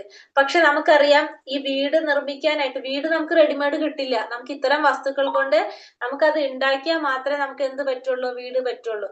പക്ഷെ ഇത് ഉണ്ടാക്കാനുള്ള വസ്തുക്കളെല്ലാം നമുക്ക് എവിടെയുണ്ട്? ഈ ഭൗതിക പ്രകൃതിയിലുണ്ട്. മണ്ണുണ്ട്, മരമുണ്ട്, ഇരുമ്പ്, സിമന്റ്, ഇതൊക്കെ നമുക്ക് ചെയ്യാനായിട്ട് അതിന് വേണ്ട കുറെ മെറ്റീരിയൽസ് ഉണ്ടല്ലോ. അതുകൊണ്ട് നമ്മൾ അതൊക്കെ നമുക്ക് ആവശ്യമായ രൂപത്തിലേക്ക് നമ്മൾ ആക്കി മാറ്റാണ് ചെയ്യുന്നത്. അപ്പൊ അതിനെ എല്ലാത്തിനെയും നമുക്ക് ആവശ്യമായ ഒരു രൂപത്തിലേക്ക് മാറ്റി തീർക്കാണ് നമ്മൾ ചെയ്യുന്നത്. അതാണ് നമുക്ക് സാധിക്കുന്നത്. അതിലൂടെ നമുക്ക് വേണ്ടത് എന്താണോ അത് നമ്മൾ ആക്കി മാറ്റുന്നു. അപ്പൊ ഭഗവാൻ ഈ ഭൗതിക പ്രകൃതിയില് തന്നിരിക്കുന്ന ഓരോ വസ്തുക്കളും ചേർത്ത് നമ്മൾ എന്ത് ചെയ്യാണ്ടിരുന്നിട്ട് നമുക്ക് ആവശ്യമായ രൂപത്തിലേക്ക് നമ്മൾ മാറ്റി തീർക്കുന്നു. അപ്പൊ നമുക്ക് നമ്മളെന്ന് പറയാനായിട്ട് സാധിക്കില്ല. ആരുടെ തന്നെയാണ് എല്ലാതും? ഭഗവാന്റെ തന്നെയാണ്. കഠിനാധ്വാനം വഴി രൂപവൽക്കരണം നടത്തിയ ഒരു തൊഴിലാളിക്ക് അതുകൊണ്ട് മാത്രം ഒരു വസ്തു അവന്റെ അവകാശപ്പെടാൻ വയ്യ. അപ്പൊ നമ്മൾ കഠിനാധ്വാനം ചെയ്ത് നമുക്ക് നമ്മൾ ഈ ശരീരം ആരുടെയാണ്? ഭഗവാന്റെയാണ്. എല്ലാം ഭഗവാന്റെ തന്നെയാണ്. അപ്പൊ നമുക്ക് ഒന്നും അവകാശപ്പെടാനായിട്ട് സാധിക്കില്ല. നമ്മൾ എന്താ ചെയ്യുന്നത്? അതിനെ രൂപാന്തരം വരുത്തിയിട്ട് അല്ലെങ്കിൽ അതിന്റെ രൂപവൽക്കരണം നടത്തി നമ്മൾ എന്ത് ചെയ്യാണ്? നമുക്ക് ആവശ്യപ്രകാരത്തിലുള്ള ഒരു വസ്തുവായിട്ട് നമ്മൾ ആക്കി മാറ്റാണ് ചെയ്യുന്നത്. അതിന്റെ ഉടമസ്ഥത നമുക്ക് അവകാശപ്പെടാനായിട്ട് സാധിക്കില്ല. കമ്മ്യൂണിസം എല്ലാവരും ഒരുപോലെയാണെന്ന് വിചാരിക്കുന്നു. അപ്പൊ കമ്മ്യൂണിസം എന്ന് വെച്ചാൽ എന്താ പറയുന്നത്? എല്ലാവരും ഒരുപോലെയാണെന്ന് വിചാരിക്കുന്നു. കഴിവുള്ളവർക്ക് അവസരം ലഭിക്കില്ല, പുരോഗമനം കുറവായിരിക്കും, ആളുകൾ ക്ഷാമം നേരിടേണ്ടി വരുന്നു, തൃപ്തിയില്ലാത്ത ജീവിതം നയിക്കുന്നു. അപ്പൊ കമ്മ്യൂണിസം എന്ന് വെച്ചാൽ കുറെ ഇസങ്ങൾ പറയുന്നുണ്ട് അല്ലെ. നമുക്ക് കമ്മ്യൂണിസം, സോഷ്യലിസം, അങ്ങനെയുള്ള കുറെ ഇസങ്ങളുണ്ട്. അതായത് ഒരു പ്രത്യേക ഒരു ലക്ഷ്യത്തിലോ അങ്ങനെയൊക്കെ വെച്ചിട്ട് പ്രവർത്തിക്കുന്നു. അതിനെയൊക്കെ നമുക്ക് എന്താ പറയാ? ഈ ഇസങ്ങൾ എന്ന് പറഞ്ഞാൽ അങ്ങനെ അങ്ങനെയല്ലേ പറയുന്നത്. ഇവിടെ കമ്മ്യൂണിസം എന്ന് പറഞ്ഞാൽ എല്ലാവരും ഒരുപോലെയാണെന്ന് കരുതുന്നതാണത്. അപ്പൊ കഴിവുള്ളവർക്ക് അവിടെ അവസരം ലഭിക്കില്ല, പുരോഗമനം കുറവായിരിക്കും, ആളുകൾ ക്ഷാമം നേരിടേണ്ടി വരുന്നു, തൃപ്തിയില്ലാത്തൊരു ജീവിതമാണ് എന്തിൽ നയിക്കുന്നത്, കമ്മ്യൂണിസത്തില് നയിക്കുന്നത്. ക്യാപിറ്റലിസം സ്ഥാനമാനങ്ങൾ ഉള്ളവരെയും സമൂഹത്തിൽ സ്വാധീന ശക്തി ഉള്ളവരെ മാത്രം മുന്നോട്ട് കൊണ്ടുവരുന്ന ധനികർ പാവപ്പെട്ടവരെ ചൂഷണം ചെയ്യും. അവിടെ എപ്പോഴും മത്സരമായിരിക്കും. ക്യാപിറ്റലിസം എന്ന് വെച്ചാൽ എന്താണ്? സ്ഥാനമാനങ്ങൾ ഉള്ളവരെ അല്ലെങ്കിൽ സ്വാധീന ശക്തി ഉള്ളവരെ, ധനികരായവരെ, അങ്ങനെയുള്ളവരെ മുന്നിലേക്ക് പ്രൊജക്ട് ചെയ്യുന്നത്. അവിടെ എന്താണ് സംഭവിക്കുന്നത്? എപ്പോഴും മത്സരം ഉണ്ടായിരിക്കും. ധനികര് പാവപ്പെട്ടവരെ ചൂഷണം ചെയ്തുകൊണ്ടിരിക്കുക. അപ്പൊ സ്വാധീന ശക്തി ഉള്ളവരെ മാത്രം മുന്നോട്ട് കൊണ്ടുപോകുക. അതാണ് ക്യാപിറ്റലിസത്തിൽ പറയുന്നത്. വർണ്ണാശ്രമത്തിലെ എല്ലാവരെയും ഭഗവാന്റെ അംശമായിട്ട് കരുതുന്നതാണ് എന്ത്? വർണ്ണാശ്രമം എന്ന് പറയുന്നത്. എല്ലാവരും ഭഗവാന്റെ അംശമാണെന്ന് കരുതുന്നവര്. അടുത്തതായി ക്ഷത്രിയരാണ്. അപ്പൊ ഇനി നമുക്കറിയാം വർണ്ണാശ്രമ വ്യവസ്ഥയില് 4 വർണ്ണങ്ങളും 4 ആശ്രമങ്ങളും ഉള്ളത്. അപ്പൊ ഇതിലെന്താ പറഞ്ഞത്? ക്ഷത്രിയര് ഫസ്റ്റ് എന്താ പറഞ്ഞ? ബ്രാഹ്മണർ, ക്ഷത്രിയർ, വൈശ്യർ, ശൂദ്രർ. അടുത്തതായി ക്ഷത്രിയരാണ്. അപ്പൊ അതിനു മുന്നേ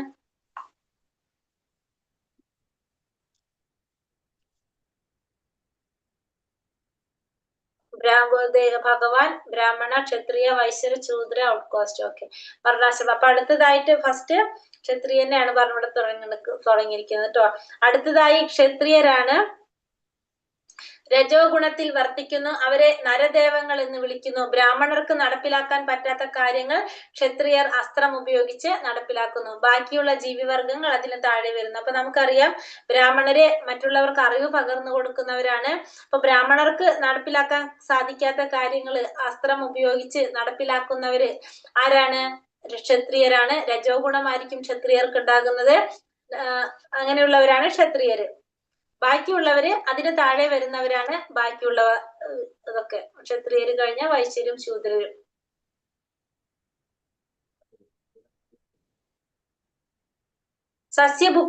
ബുക്ക് ആയതുകൊണ്ട് മാത്രം പ്രകൃതി നിയമങ്ങളെ ഭഞ്ജിക്കുന്നത് ഒഴിവാക്കണമെന്ന് കരുതുന്നത് തെറ്റായ ധാരണയാണ്. സസ്യങ്ങൾക്കും ജീവനുണ്ട്. ഒരുവൻ താൻ പരിപൂർണ സസ്യബുക്കാണെന്ന് അഭിമാനിക്കരുത്.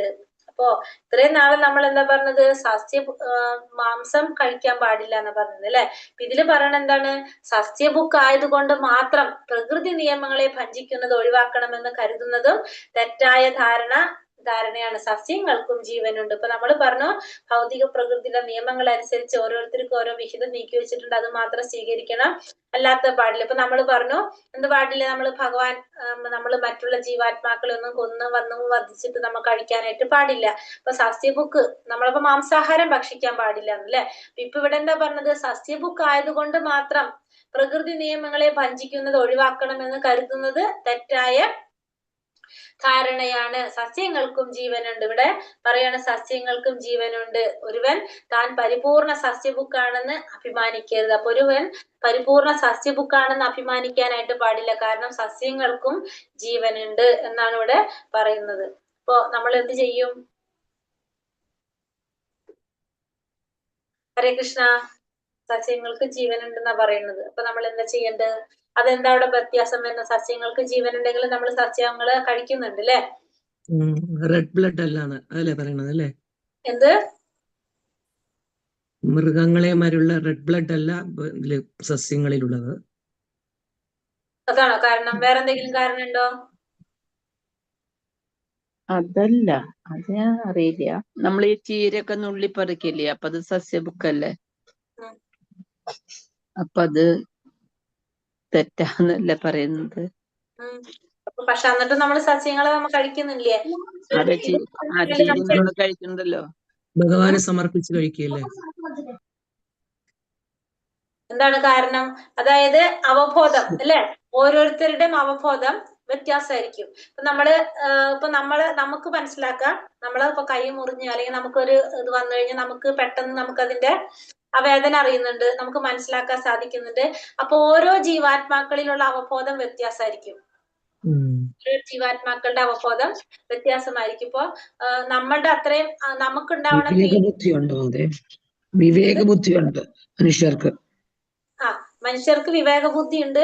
അത് മാത്രല്ല, അതല്ല ഇവിടെ നമ്മൾ പറഞ്ഞെന്ന് വെച്ചിട്ടുണ്ടെങ്കിൽ ഭക്ഷണത്തിന്റെ കാര്യമല്ലേ പറഞ്ഞത്. അപ്പൊ നമ്മള് സസ്യങ്ങൾ എന്തുകൊണ്ടാണ് പറയുന്നത് വെച്ച് കഴിഞ്ഞാല് നമുക്ക് കഴിക്കാനായിട്ട്. അതിന് പാപമില്ല എന്നല്ല പറയുന്നത് നമ്മള്.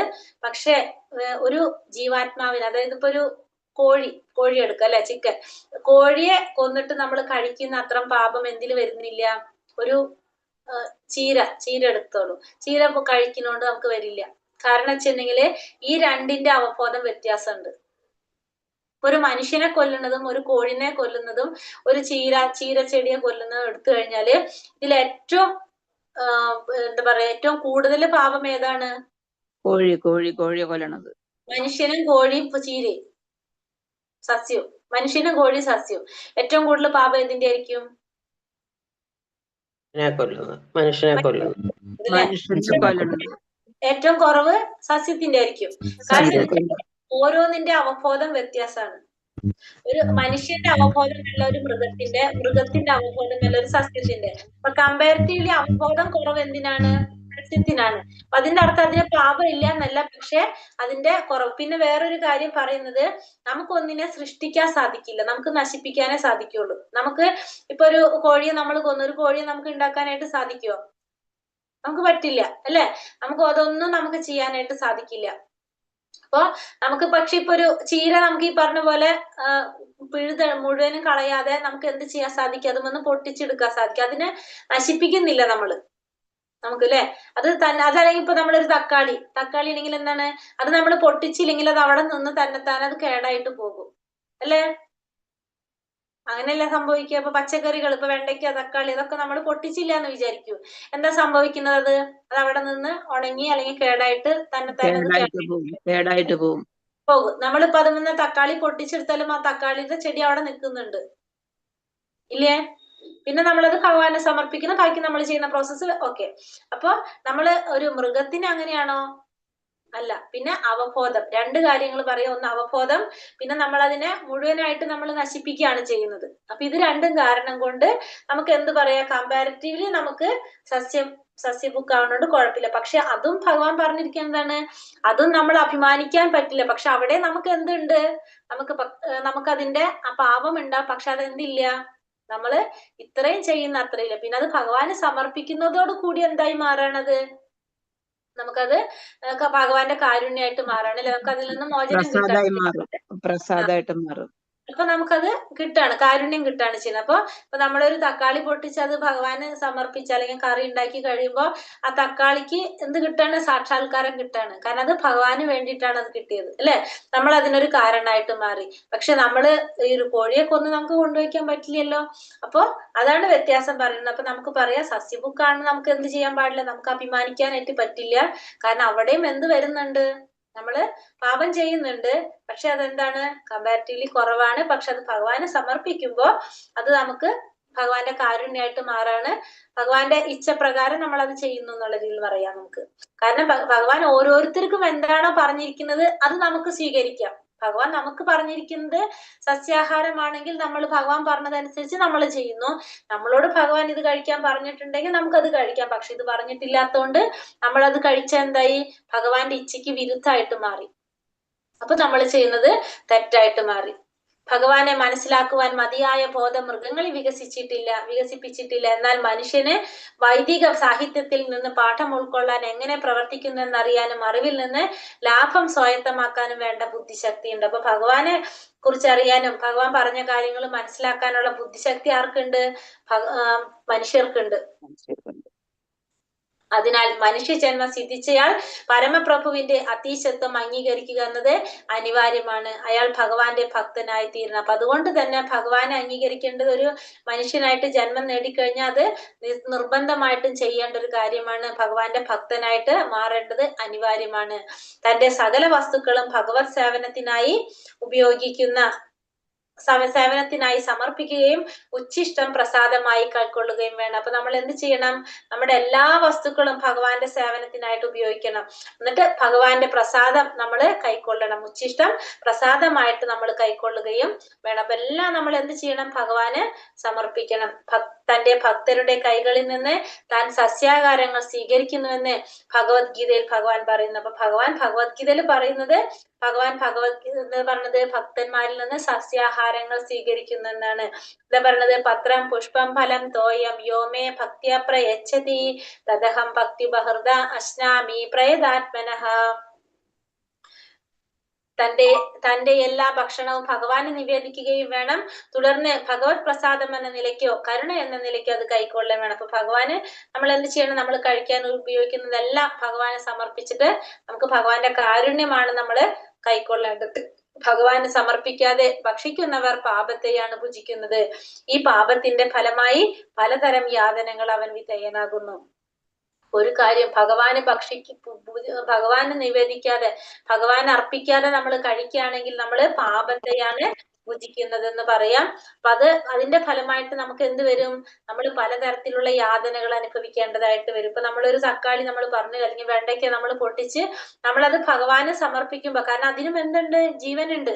അപ്പൊ നമ്മളത് ഭഗവാന് സമർപ്പിക്കുമ്പോ നമുക്ക് എന്തായിട്ട് മാറാണത്? ഭഗവാന്റെ കാരുണ്യമായിട്ടാണ് നമുക്ക് തിരിച്ചു കിട്ടുന്നത്. അപ്പൊ അതല്ല നമ്മൾ നേരെ കഴിക്കുകയാണെങ്കിൽ എന്താണ്?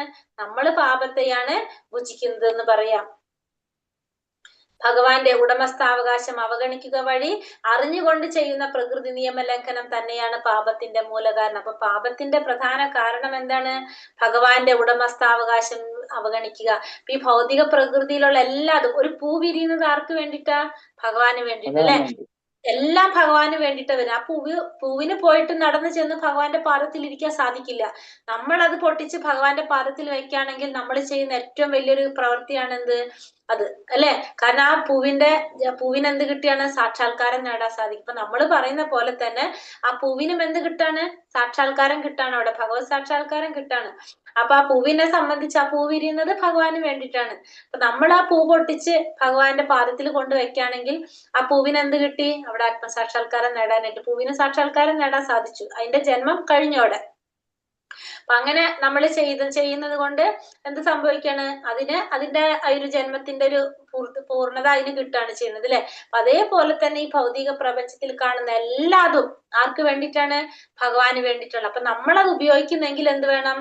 ഭഗവാന്റെ പ്രസാദമായിട്ട് വേണം നമ്മൾ അത് ഉപയോഗിക്കാൻ. കാരണം നമുക്ക് വേണ്ടിയിട്ട് ഒന്നുമില്ല.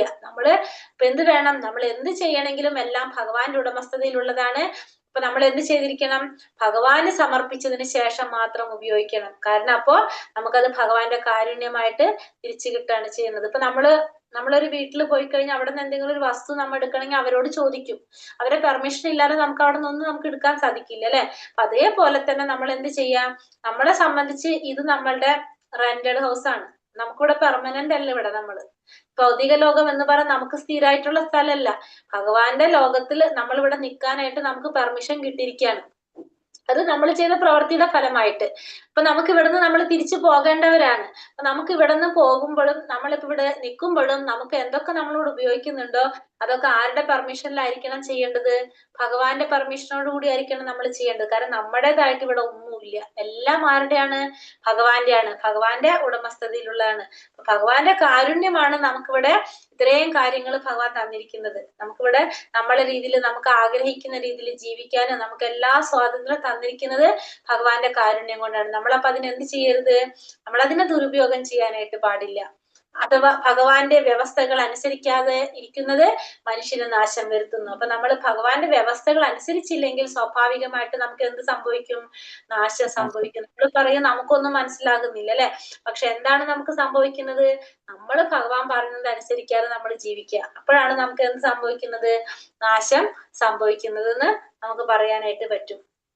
അപ്പോ നമുക്ക് ഇതിൽ എന്താ മനസ്സിലായത്? നമുക്ക് ഭഗവാൻ ഓരോ ജീവാത്മാക്കൾക്കും അല്ല, ഭഗവാൻ സൃഷ്ടിച്ചിരിക്കുന്ന ഓരോരുത്തർക്കും ഓരോ വിഹിതം നീക്കി വെച്ചിട്ടുണ്ട്. അത് മാത്രം നമ്മൾ സ്വീകരിക്കാൻ പാടുള്ളൂ. മറ്റുള്ളവരുടെ നമ്മള് ആഗ്രഹിക്കാനായിട്ട് പാടില്ല. നമ്മളിത് ഈശോപനിഷത്തിൽ പഠിച്ചിട്ടുണ്ടായിരുന്നു ഇതിനെ കുറിച്ചിട്ട്. ഒന്ന് ഓർമ്മയുണ്ടോ? അതായത് പറയുകയാണെങ്കിൽ പശു എന്താ ചെയ്യുന്നത്? പശു പാല് തരും നമുക്ക് അല്ലെ? പശു നമുക്ക് പാല് തരും. എന്നിട്ട് പശു എന്ത് കഴിക്കും? പുല്ല് കഴിക്കും. നമ്മൾ പറയും ഏറ്റവും നല്ല സമീകൃത ആഹാരമാണ് പാലെന്ന് അല്ലെ? ആ പാല് പശുവിന് കുടിക്കുകയാണെങ്കിൽ എന്താ സുഖമായിരിക്കും അപ്പൊ. പക്ഷെ പശുവിന് അതല്ല ഭഗവാൻ പറഞ്ഞിരിക്കുന്നത്. അതുകൊണ്ട് പശു എന്ത് ചെയ്യും? പശു പുല്ല് കഴിക്കും. പശുവിന് പറഞ്ഞിരിക്കുന്ന പച്ചപ്പുല്ല് അല്ലെങ്കിൽ വൈക്കോല് എന്തൊക്കെയാണ് പശുവിന് പറഞ്ഞിരിക്കുന്നത് അത് പശുവിന് പശു കഴിക്കുക. നമുക്ക് പശു പാല് തരും. ആ പാല് നമ്മൾ കുടിക്കുക. നമ്മൾ എന്ത് ചെയ്യും? നമ്മൾ നമ്മളതും കഴിക്കും, അവരതും കഴിക്കും. അവരൊക്കെ എന്താ ചെയ്യണത്? അവരുടെ മാത്രം കഴിക്കുള്ളൂ അല്ലേ? നമ്മളൊന്ന് ചിന്തിച്ചു നോക്കിയാൽ നമുക്കറിയാം, നമ്മളെല്ലാതും കഴിക്കും. പക്ഷികൾ കഴിക്കുന്ന എന്താ പറയാ ഒരു പുല്ലില്ലേ, അത് നമ്മൾ കഴിച്ചു തുടങ്ങിയപ്പോ. അങ്ങനെ നോക്കുമ്പോ നമ്മൾ എല്ലാവരും എടുത്ത് കഴിക്കും. പക്ഷെ അവരാണെങ്കിലോ അവരത് മാത്രമേ അവർ കഴിക്കുള്ളൂ. ഇപ്പൊ മാംസം നമുക്ക് പറഞ്ഞിട്ടുള്ളതല്ല, പക്ഷെ നമ്മൾ എന്ത് ചെയ്യും? നമ്മൾ അതും കഴിക്കും. അപ്പൊ ഓരോരുത്തർക്കും ഓരോ വിഹിതം ഭഗവാൻ നീക്കി വെച്ചിട്ടുണ്ട്. നമുക്ക് എന്താണ് പറഞ്ഞിരിക്കുന്നത്? നമുക്ക് സസ്യങ്ങള് ധാന്യങ്ങൾ എന്തൊക്കെയുണ്ടോ നമുക്ക് അതാണ് നമ്മൾ കഴിക്കേണ്ടത്. പക്ഷെ മറ്റുള്ളവരെ നമ്മൾ ആശിക്കാൻ പോലും പാടില്ല എന്ന് പറയുന്നത്. പക്ഷെ നമ്മൾ അതൊന്നല്ല, നമുക്ക് പറ്റാവുന്നതൊക്കെ നമ്മൾ ചെയ്യുക. അത് ഏറ്റവും വലിയൊരു തെറ്റാണെന്ന് പറയാൻ കാരണം എന്താണ്? നമ്മൾ ഒരിക്കലും താഴ്ന്ന ജീവാത്മാക്കളെ നമ്മൾ ഉപദ്രവിക്കാൻ പാടില്ല അല്ലെ? ഭഗവാൻ ഭാഗവതത്തിലും നമ്മൾ കണ്ടു അല്ലെ? ഏറ്റവും വലിയൊരു തെറ്റാണെന്ത്? അതായത് കഴിവ് കുറഞ്ഞവര്, നമ്മള് എന്താ പറയാ തിരിച്ച് ചെയ്യാനായിട്ട് ശേഷിയില്ലാത്തവരെ ഉപദ്രവിക്കുന്നത് ഏറ്റവും വലിയ തെറ്റാണെന്ന്. അപ്പൊ നമ്മൾ അതിന് തിരിച്ചു ചെയ്യാനോ ഉപദ്രവിക്കാനോ സാധിക്കാത്തത് കൊണ്ടാണ് അത് എന്ത് ചെയ്യാത്തത്, അത് സഹിക്കുന്നത്. ഇപ്പൊ നമ്മളൊരു മനുഷ്യനെ ഉപദ്രവിക്കാൻ ചെന്നോക്കി ഒരു മനുഷ്യനെ പിടിച്ചു തിന്നാനായിട്ട് നമ്മൾ പോയി നോക്കിയാൽ തിരിച്ച് നമ്മളെ തല്ലും. അതുകൊണ്ട് നമ്മൾ അത് ചെയ്യുന്നില്ല. പക്ഷെ ഇപ്പൊ ബാക്കി എന്താണ്? ഈ താഴ്ന്നുള്ള ജീവാത്മാക്കളെല്ലാതും നമ്മൾക്ക് കയ്യൊക്കെയുള്ള കാരണം കൊണ്ട് നമ്മൾ എന്ത് ചെയ്യണു? അതിനെ ഉപദ്രവിക്കുന്നു. അത് നമുക്ക് ഒരിക്കലും നമ്മൾ ചെയ്യാൻ പാടില്ലാത്ത അത്രയും വലിയൊരു പാപപ്രവർത്തിയാണ് നമ്മൾ ചെയ്തുകൊണ്ടിരിക്കുന്നത്. അതാണ് ഇതിൽ പറയുന്നത്. അപ്പൊ നമുക്ക് ഓരോരുത്തർക്കും നീക്കി വെച്ചിട്ടുള്ളത് എന്താണോ അത് മാത്രം നമ്മൾ സ്വീകരിക്കാൻ പാടുള്ളൂ. മറ്റുള്ളവരെ നമ്മൾ ആശിക്കാനായിട്ട് പാടില്ല. എക്സാമ്പിൾ നമുക്ക് എപ്പോഴും ഓർക്കാം, പശുവിന്റെ കാര്യം ഓർത്താൽ നമുക്ക് മനസ്സിലാക്കാൻ സാധിക്കും. അതിന് പാല് ഇത്രയും നല്ല പാലല്ല അത് തരുന്നത്. എന്നിട്ട് അതെന്ത് ചെയ്യും? അത് പുല്ല് തിന്നും. എന്നിട്ട് നമ്മൾ പറയും പാൽ ഏറ്റവും നല്ല സമീകൃത ആഹാരം എന്ന് പറഞ്ഞിട്ട് നമ്മൾ അത് കുടിക്കും. നമ്മളെ നാട്ടിലാണിട്ട് ആ പശുവിനെ നമ്മൾ കൊന്നും തിന്നും അല്ലെ? നോർത്ത് ഇന്ത്യൻസ് കേൾക്കണ്ട അതൊന്നും. അങ്ങനെയാണ് പറയാ അല്ലെ? നമുക്കറിയാലോ നമ്മളെ നാട്ടിലെ സിറ്റുവേഷൻ എന്താന്നുള്ളത്. അപ്പൊ അങ്ങനെ നമ്മൾ ചെയ്യാനായിട്ട് പാടില്ലാത്ത കുറെ കാര്യങ്ങളിലൂടെയാണ് നമ്മൾ പോയിക്കൊണ്ടിരിക്കുന്നത്. ഹരേ കൃഷ്ണ. മെയിൻ പോയിന്റ്സ് നമുക്ക് അവകാശപ്പെട്ടത് മാത്രമേ എടുക്കാൻ പാടുള്ളൂ. മറ്റുള്ളവരുടെ ആഗ്രഹിക്കാനും പാടില്ല, എടുക്കാനും പാടില്ല. അതായത് നമ്മള് ഭക്ഷണം വിളമ്പി തരുന്നത് അമ്മമാര് പണ്ടത്തെ ഒക്കെ വീട്ടിൽ എനിക്കറിയാം, എന്റെ ഒക്കെ അമ്മയുടെ വീട്ടിലൊക്കെ അങ്ങനെയായിരുന്നു. അമ്മമ്മ ഇങ്ങനെ എല്ലാവർക്കും ഒരുമിച്ച് എല്ലാവരും ഭക്ഷണം കഴിക്കുമ്പോ അങ്ങനെ ഓരോ പ്ലേറ്റിൽ ഇങ്ങനെ എല്ലാവർക്കും ഭക്ഷണം ഉണ്ടാക്കി വെച്ച് കറിയും ഒക്കെ കൊടുക്കും. അപ്പൊ നമ്മൾ എന്താണ്, നമുക്ക് ഓരോരുത്തർക്കും കാരണം അവർക്കറിയാം അവർക്ക് എത്ര വേണം എന്നുള്ളത് അല്ലെ? അപ്പൊ ഇന്നത്തെ പോലെ അല്ലല്ലോ പണ്ട് ചെയ്യുന്നത്. അപ്പൊ അങ്ങനെ ഓരോരുത്തർക്ക് വേണ്ടത് കറക്റ്റ് ആയിട്ട് നമുക്ക് അത് അത്രേ ആവശ്യമുള്ളൂ. കൂടുതലും വേണ്ട വരില്ല, കുറവും വേണ്ടി വരില്ല. അതറിയാം കറക്റ്റ് ആയിട്ട്. അപ്പൊ അതിൽ കൂടുതൽ അപ്പുറത്തെ പാത്രം നമ്മൾ എടുത്തു കഴിഞ്ഞാൽ നമുക്ക് തല്ല് കിട്ടും. അത് തന്നെയാണ് ഭഗവാനും ചെയ്യുന്നത്. അപ്പൊ നമുക്ക് പല രീതിയിൽ തല്ല് കിട്ടുന്നുണ്ട്, നമ്മളത് മനസ്സിലാക്കുന്നില്ല. പക്ഷെ നമ്മൾ എന്ത് ചെയ്യും? അപ്പുറത്ത് ഇപ്പുറത്തൊക്കെ നമ്മൾ എടുക്കും, നമുക്ക് മനസ്സിലാവണില്ല എന്ന് മാത്രം. അപ്പൊ നമുക്ക് ഇതിന് മനസ്സിലാവേണ്ടത് ഒന്നാണ്. എക്സാമ്പിൾ പറഞ്ഞത് നല്ലതാ. 10 കുട്ടികളുണ്ടെങ്കിൽ 10 കുട്ടികൾക്ക് ഒരേപോലെ പ്ലേറ്റിൽ വിളമ്പി കൊടുക്കണം അമ്മ. വളരെ നല്ലത് എക്സാമ്പിളാ. കറക്റ്റാ. അപ്പൊ അങ്ങനെ ആവുമ്പോ നമുക്കറിയാലോ അപ്പുറത്തുനിന്ന് എടുത്ത ഉറപ്പാ, ചീത്ത ഉറപ്പാ, തല്ലുറപ്പാ. ഭഗവാനും ചെയ്യുന്നുണ്ട് അത്, പക്ഷെ നമുക്കത് മനസ്സിലാകുന്നില്ല എന്ന് മാത്രം. നമുക്ക് കുറെ പ്രശ്നങ്ങൾ വരുമ്പോ നമ്മ പറയില്ല ഞാൻ ഒരു തെറ്റും ചെയ്യുന്നില്ല. പക്ഷെ ചെയ്യുന്നത് നമ്മൾ എന്താണ്? നമ്മൾ ചിക്കൻ കഴിച്ചുകൊണ്ടാണ് ഈ പറയുന്നത്. ഒന്നും ചെയ്യുന്നില്ല, നമ്മൾ ഒരാളെ ഉപദ്രവിക്കുന്നില്ല, ഞാൻ നല്ലത് മാത്രമേ ചെയ്യുന്നുള്ളൂ. പക്ഷെ എനിക്ക് എന്താണ് ഇത്തരം പ്രശ്നങ്ങൾ വരുന്നതെന്ന് ചോദിക്കും നമ്മള്. പക്ഷെ നമ്മളിവിടെ ഏറ്റവും വലിയൊരു സംഭവം ചെയ്തു പോകുന്നുണ്ട്, ഭഗവാൻ ഇഷ്ടമില്ലാത്തൊരു പ്രവൃത്തി. അപ്പൊ അത് ആരെയും ഇതാക്കാൻ വേണ്ടി പറഞ്ഞതല്ല, നമ്മൾ ഈ ഒരു ശ്ലോകത്തിന്റെ ഭാഗമായിട്ട് പറഞ്ഞത് കേട്ടോ. ഹരേ കൃഷ്ണ. അപ്പൊ ഇതില് മെയിൻ ആയിട്ട് നമുക്ക് മനസ്സിലാകേണ്ടതാണ്, പ്രപഞ്ചത്തിലുള്ള എല്ലാ ചരാചരങ്ങളും ഭഗവാന്റെ ഉടമസ്ഥതയിലും ഭഗവാന്റെ നിയന്ത്രണത്തിലുള്ളതാണ്. അപ്പൊ നമുക്ക് ഓരോരുത്തർക്കും ഭഗവാൻ നീക്കി വെച്ച വിഹിതം മാത്രം നമ്മൾ സ്വീകരിക്കാൻ പാടുള്ളൂ, അല്ലാത്തത് നമ്മൾ ആശിക്കാൻ പാടില്ല എന്നാണ്. കാരണം ഭഗവാന്റെ മക്കളാണ് എല്ലാവരും. നമുക്ക് ഇത്ര ആലോചിച്ചാൽ മതി. ഇപ്പൊ നമ്മൾ ഒരു അമ്മയുടെ മക്കള് 4 മക്കള്, ഒരു മോൻ വേറൊരു മോനെ തല്ലുന്നത് ഇഷ്ടാവോ ഒരു അമ്മയ്ക്ക്? ബാക്കി കൊല്ലണത് പോട്ടെ, തല്ലണത് ഇഷ്ടാവോ? ഇല്ല അല്ലെ? 2 മക്കള് തമ്മിൽ തല്ല് കൂടുന്നത് പോലും അച്ഛനും അമ്മയ്ക്ക് ഇഷ്ടാവില്ല.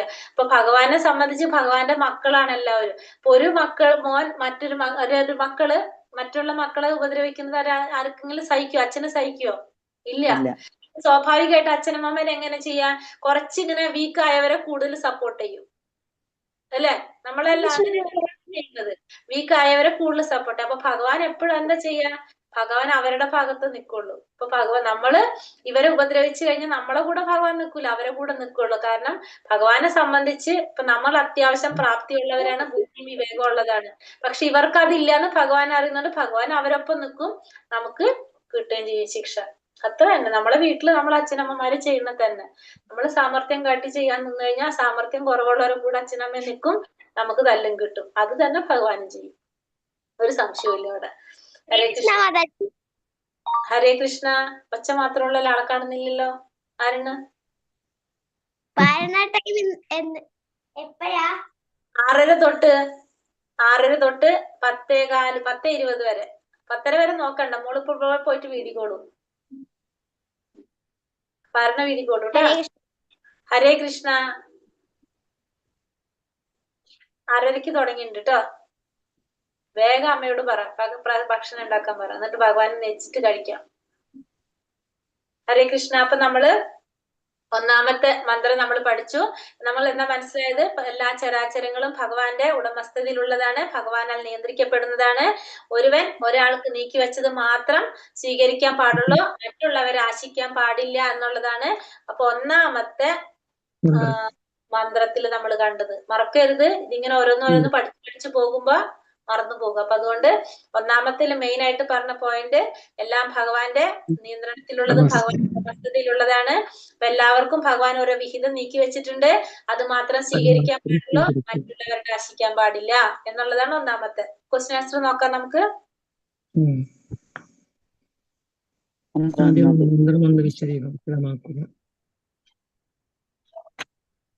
ഒന്നാമത്തെ മന്ത്രം എന്താണ്? അപ്പൊ പ്രപഞ്ചത്തിലുള്ള എല്ലാ ചരാചരങ്ങളെയും നിയന്ത്രിക്കുന്നത് ഭഗവാനാണ്. നമുക്ക് ഭഗവാന്റെ നിയന്ത്രണത്തിലാണ്. ഓരോരുത്തർക്കും ഭഗവാൻ നീക്കി വെച്ചിട്ടുണ്ട്. മാത്രമായിട്ട് സ്വീകരിക്കുക, മറ്റുള്ളവരുടെ ആഗ്രഹിക്കാൻ എടുക്കാനും പാടില്ല. വസ്തുക്കൾ മാത്രം സ്വീകരിക്കുക, മറ്റുള്ളവരുടെ തന്നെ ആശിക്കരുത്. നശിക്കാൻ പാടില്ല. അപ്പൊ പ്രപഞ്ചത്തിലുള്ള എല്ലാതും ഭഗവാന്റെ ഉടമസ്ഥതയിലും നിയന്ത്രണത്തിലുള്ളതാണ്. ഇപ്പൊ ഭഗവാനാണ് എല്ലാത്തിന്റെയും നിയന്താവ് അല്ലെ, നമുക്ക് അറിയുന്നതാണ്. ഭഗവാനാണ് എല്ലാത്തിന്റെയും നിയന്താവ്. അപ്പൊ ഓരോരുത്തർക്കും ഭഗവാൻ നീക്കിവെച്ച വിഹിതം മാത്രം നമ്മൾ സ്വീകരിക്കുക, മറ്റുള്ളവരുടെ ആശിക്കാൻ പാടില്ല. അപ്പൊ അത് നമ്മളെ രീതിയിൽ ചെറുതാക്കിയിട്ട് എഴുതി വെച്ചാൽ മതി, കുറെ നീട്ടി എഴുതാൻ നിൽക്കണ്ട, മറക്കും. അപ്പൊ എല്ലാതും ഭഗവാന്റെ നിയന്ത്രണത്തിലും ഉടമസ്ഥതയിലുമുള്ളതാണ്. അപ്പൊ ഓരോരുത്തർക്കും ഭഗവാൻ നീക്കി വെച്ചത് എന്തോ അത് മാത്രം നമ്മൾ സ്വീകരിക്കുക, മറ്റുള്ളവരുടെ ആശിക്കാനായിട്ട് പാടില്ല. 2 സെന്റൻസ് ആയിട്ട് എഴുതാം, നമുക്ക് 2 പോയിന്റ് ആയിട്ട് എഴുതാം. ഒന്ന്, എല്ലാ ചരാചരങ്ങളും എല്ലാതും ഭഗവാന്റെ ഉടമസ്ഥതയിലും നിയന്ത്രണത്തിലും ഉള്ളതാണ്. അപ്പൊ ഓരോരുത്തർക്കും ഭഗവാൻ നീക്കി വെച്ചത് മാത്രം സ്വീകരിക്കുക, മറ്റുള്ളവരുടെ ആശിക്കാൻ പാടില്ല. അങ്ങനെ മതി. വൈദിക ജ്ഞാനം കുറ്റമറ്റതാക്കാൻ കാരണം എന്താണത്? അതെവിടെ നിന്ന് വന്നതാണ്? ഭൗതിക ലോകത്തിലെ ജീവാത്മാക്കളുടെ 4 ന്യൂനതകള്: തെറ്റുപറ്റുന്നു, മായയ്ക്ക് വശംവദനാണ്, മറ്റുള്ളവരെ വഞ്ചിക്കുന്നു, അയാൾ മായയ്ക്ക് വശംവദനാണ്, മറ്റുള്ളവരെ വഞ്ചിക്കാനുള്ള പ്രവണത. 4 ഇന്ദ്രിയങ്ങള് അപൂർണമാണ് അല്ലെ. വശംവദനാകും, തെറ്റുപറ്റും, ഇന്ദ്രിയങ്ങൾ അപൂർണമാണ്, വഞ്ചനാ പ്രവണത. 4 കാര്യങ്ങളാണ് ജീവാത്മാക്കളുടെ ന്യൂനതകള്. ആദ്യ വേദം ഉപദേശിച്ചത് ആർക്കാണ്? ബ്രഹ്മാവിന്. ഈശോപനിഷത്ത് ഏത് വേദത്തിന്റെ ഭാഗമാണ്?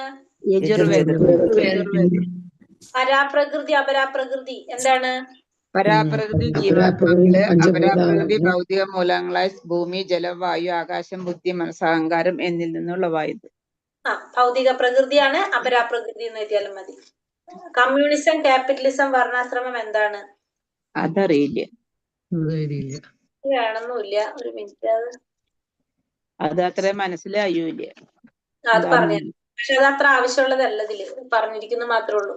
അതായത് കമ്മ്യൂണിസം, അതായത് നമ്മൾ ഏതെങ്കിലും ഒരു തത്വത്തില് നമ്മൾ ചില സംഘടനകൾ എന്നൊക്കെ പറയില്ലേ, കമ്മ്യൂണിസം എന്ന് പറയാൻ എളുപ്പത്തില് ചില ഒരു തത്വത്തിന് അടിസ്ഥാനമാക്കിയിട്ട് പ്രവർത്തിക്കുന്ന സംഘടനകൾ എന്നൊക്കെ പറയാം. അതിനൊക്കെ അത് നമുക്കിപ്പോ ചിലപ്പോ കമ്മ്യൂണിസ്റ്റ് ആവാം, സോഷ്യലിസ്റ്റ് ആവാം, അങ്ങനെ ഓരോ ഇസങ്ങളുടെ ബേസിൽ വരുന്നതാണത്. വേണമെങ്കിൽ നമുക്ക് പറഞ്ഞു തരാം, പക്ഷെ ഇത് അത്ര ആവശ്യമില്ല നിങ്ങൾക്ക്. കമ്മ്യൂണിസം, ക്യാപിറ്റലിസം, വർണ്ണാശ്രമം എന്താണെന്നറിയാം?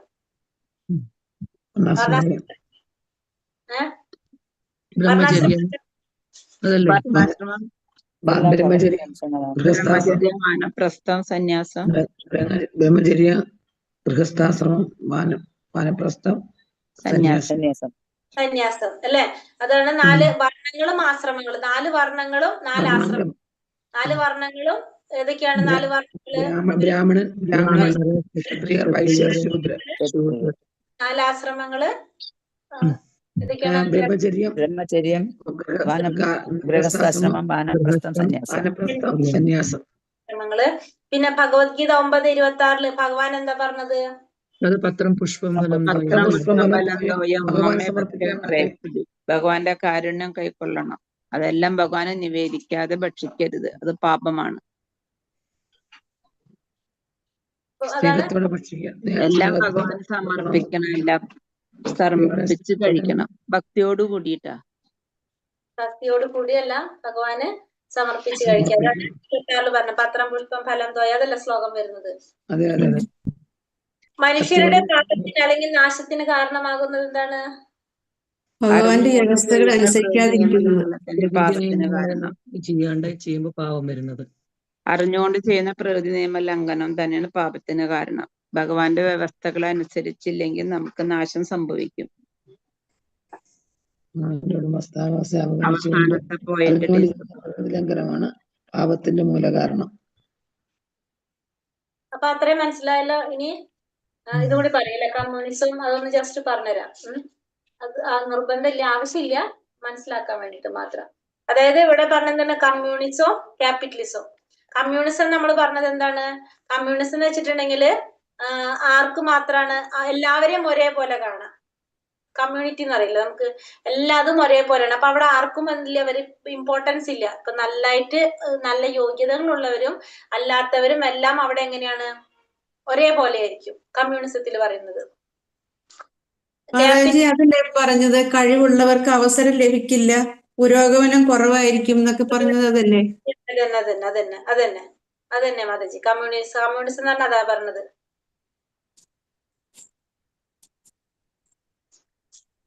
അതായത് അപ്പൊ എല്ലാവരെയും ഒരേപോലെ കാണുന്നു. അപ്പൊ ഈ പറഞ്ഞ പോലെ കഴിവുള്ളവർക്ക് അവസരം കിട്ടില്ല. അതാണ് കമ്മ്യൂണിസം നമുക്ക് പറയുന്നത്, എല്ലാത്തിനെയും ഒരേപോലെ കാണുന്നത്. ക്യാപിറ്റലിസം എന്ന് പറയുമ്പോ അവിടെ എന്താണ്? അവിടെ അവിടെ എങ്ങനെയാണെന്ന് വെച്ചിട്ടുണ്ടെങ്കിൽ ഇപ്പൊ സാമ്പത്തികമായിട്ടുള്ളവർക്ക് മുൻതൂക്കം കൊടുക്കുക, അതായത് ഓരോ കഴിവനുസരിച്ചുള്ളവർക്ക് അവിടെ പ്രാധാന്യം കൊടുത്തു പോകാനാണ് എന്ത് ക്യാപിറ്റലിസത്തിൽ പറയുന്നത്.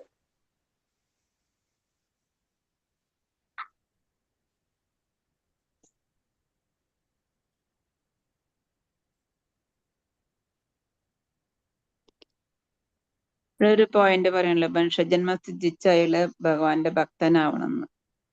മനുഷ്യജന്മം സിദ്ധിച്ച ഒരാള്, മനുഷ്യജന്മം സിദ്ധിച്ച അയാള് ഭഗവാന്റെ ഭക്തനായി തീരണം. അതായത് മനുഷ്യജന്മത്തിന്റെ ലക്ഷ്യം എന്താണ്?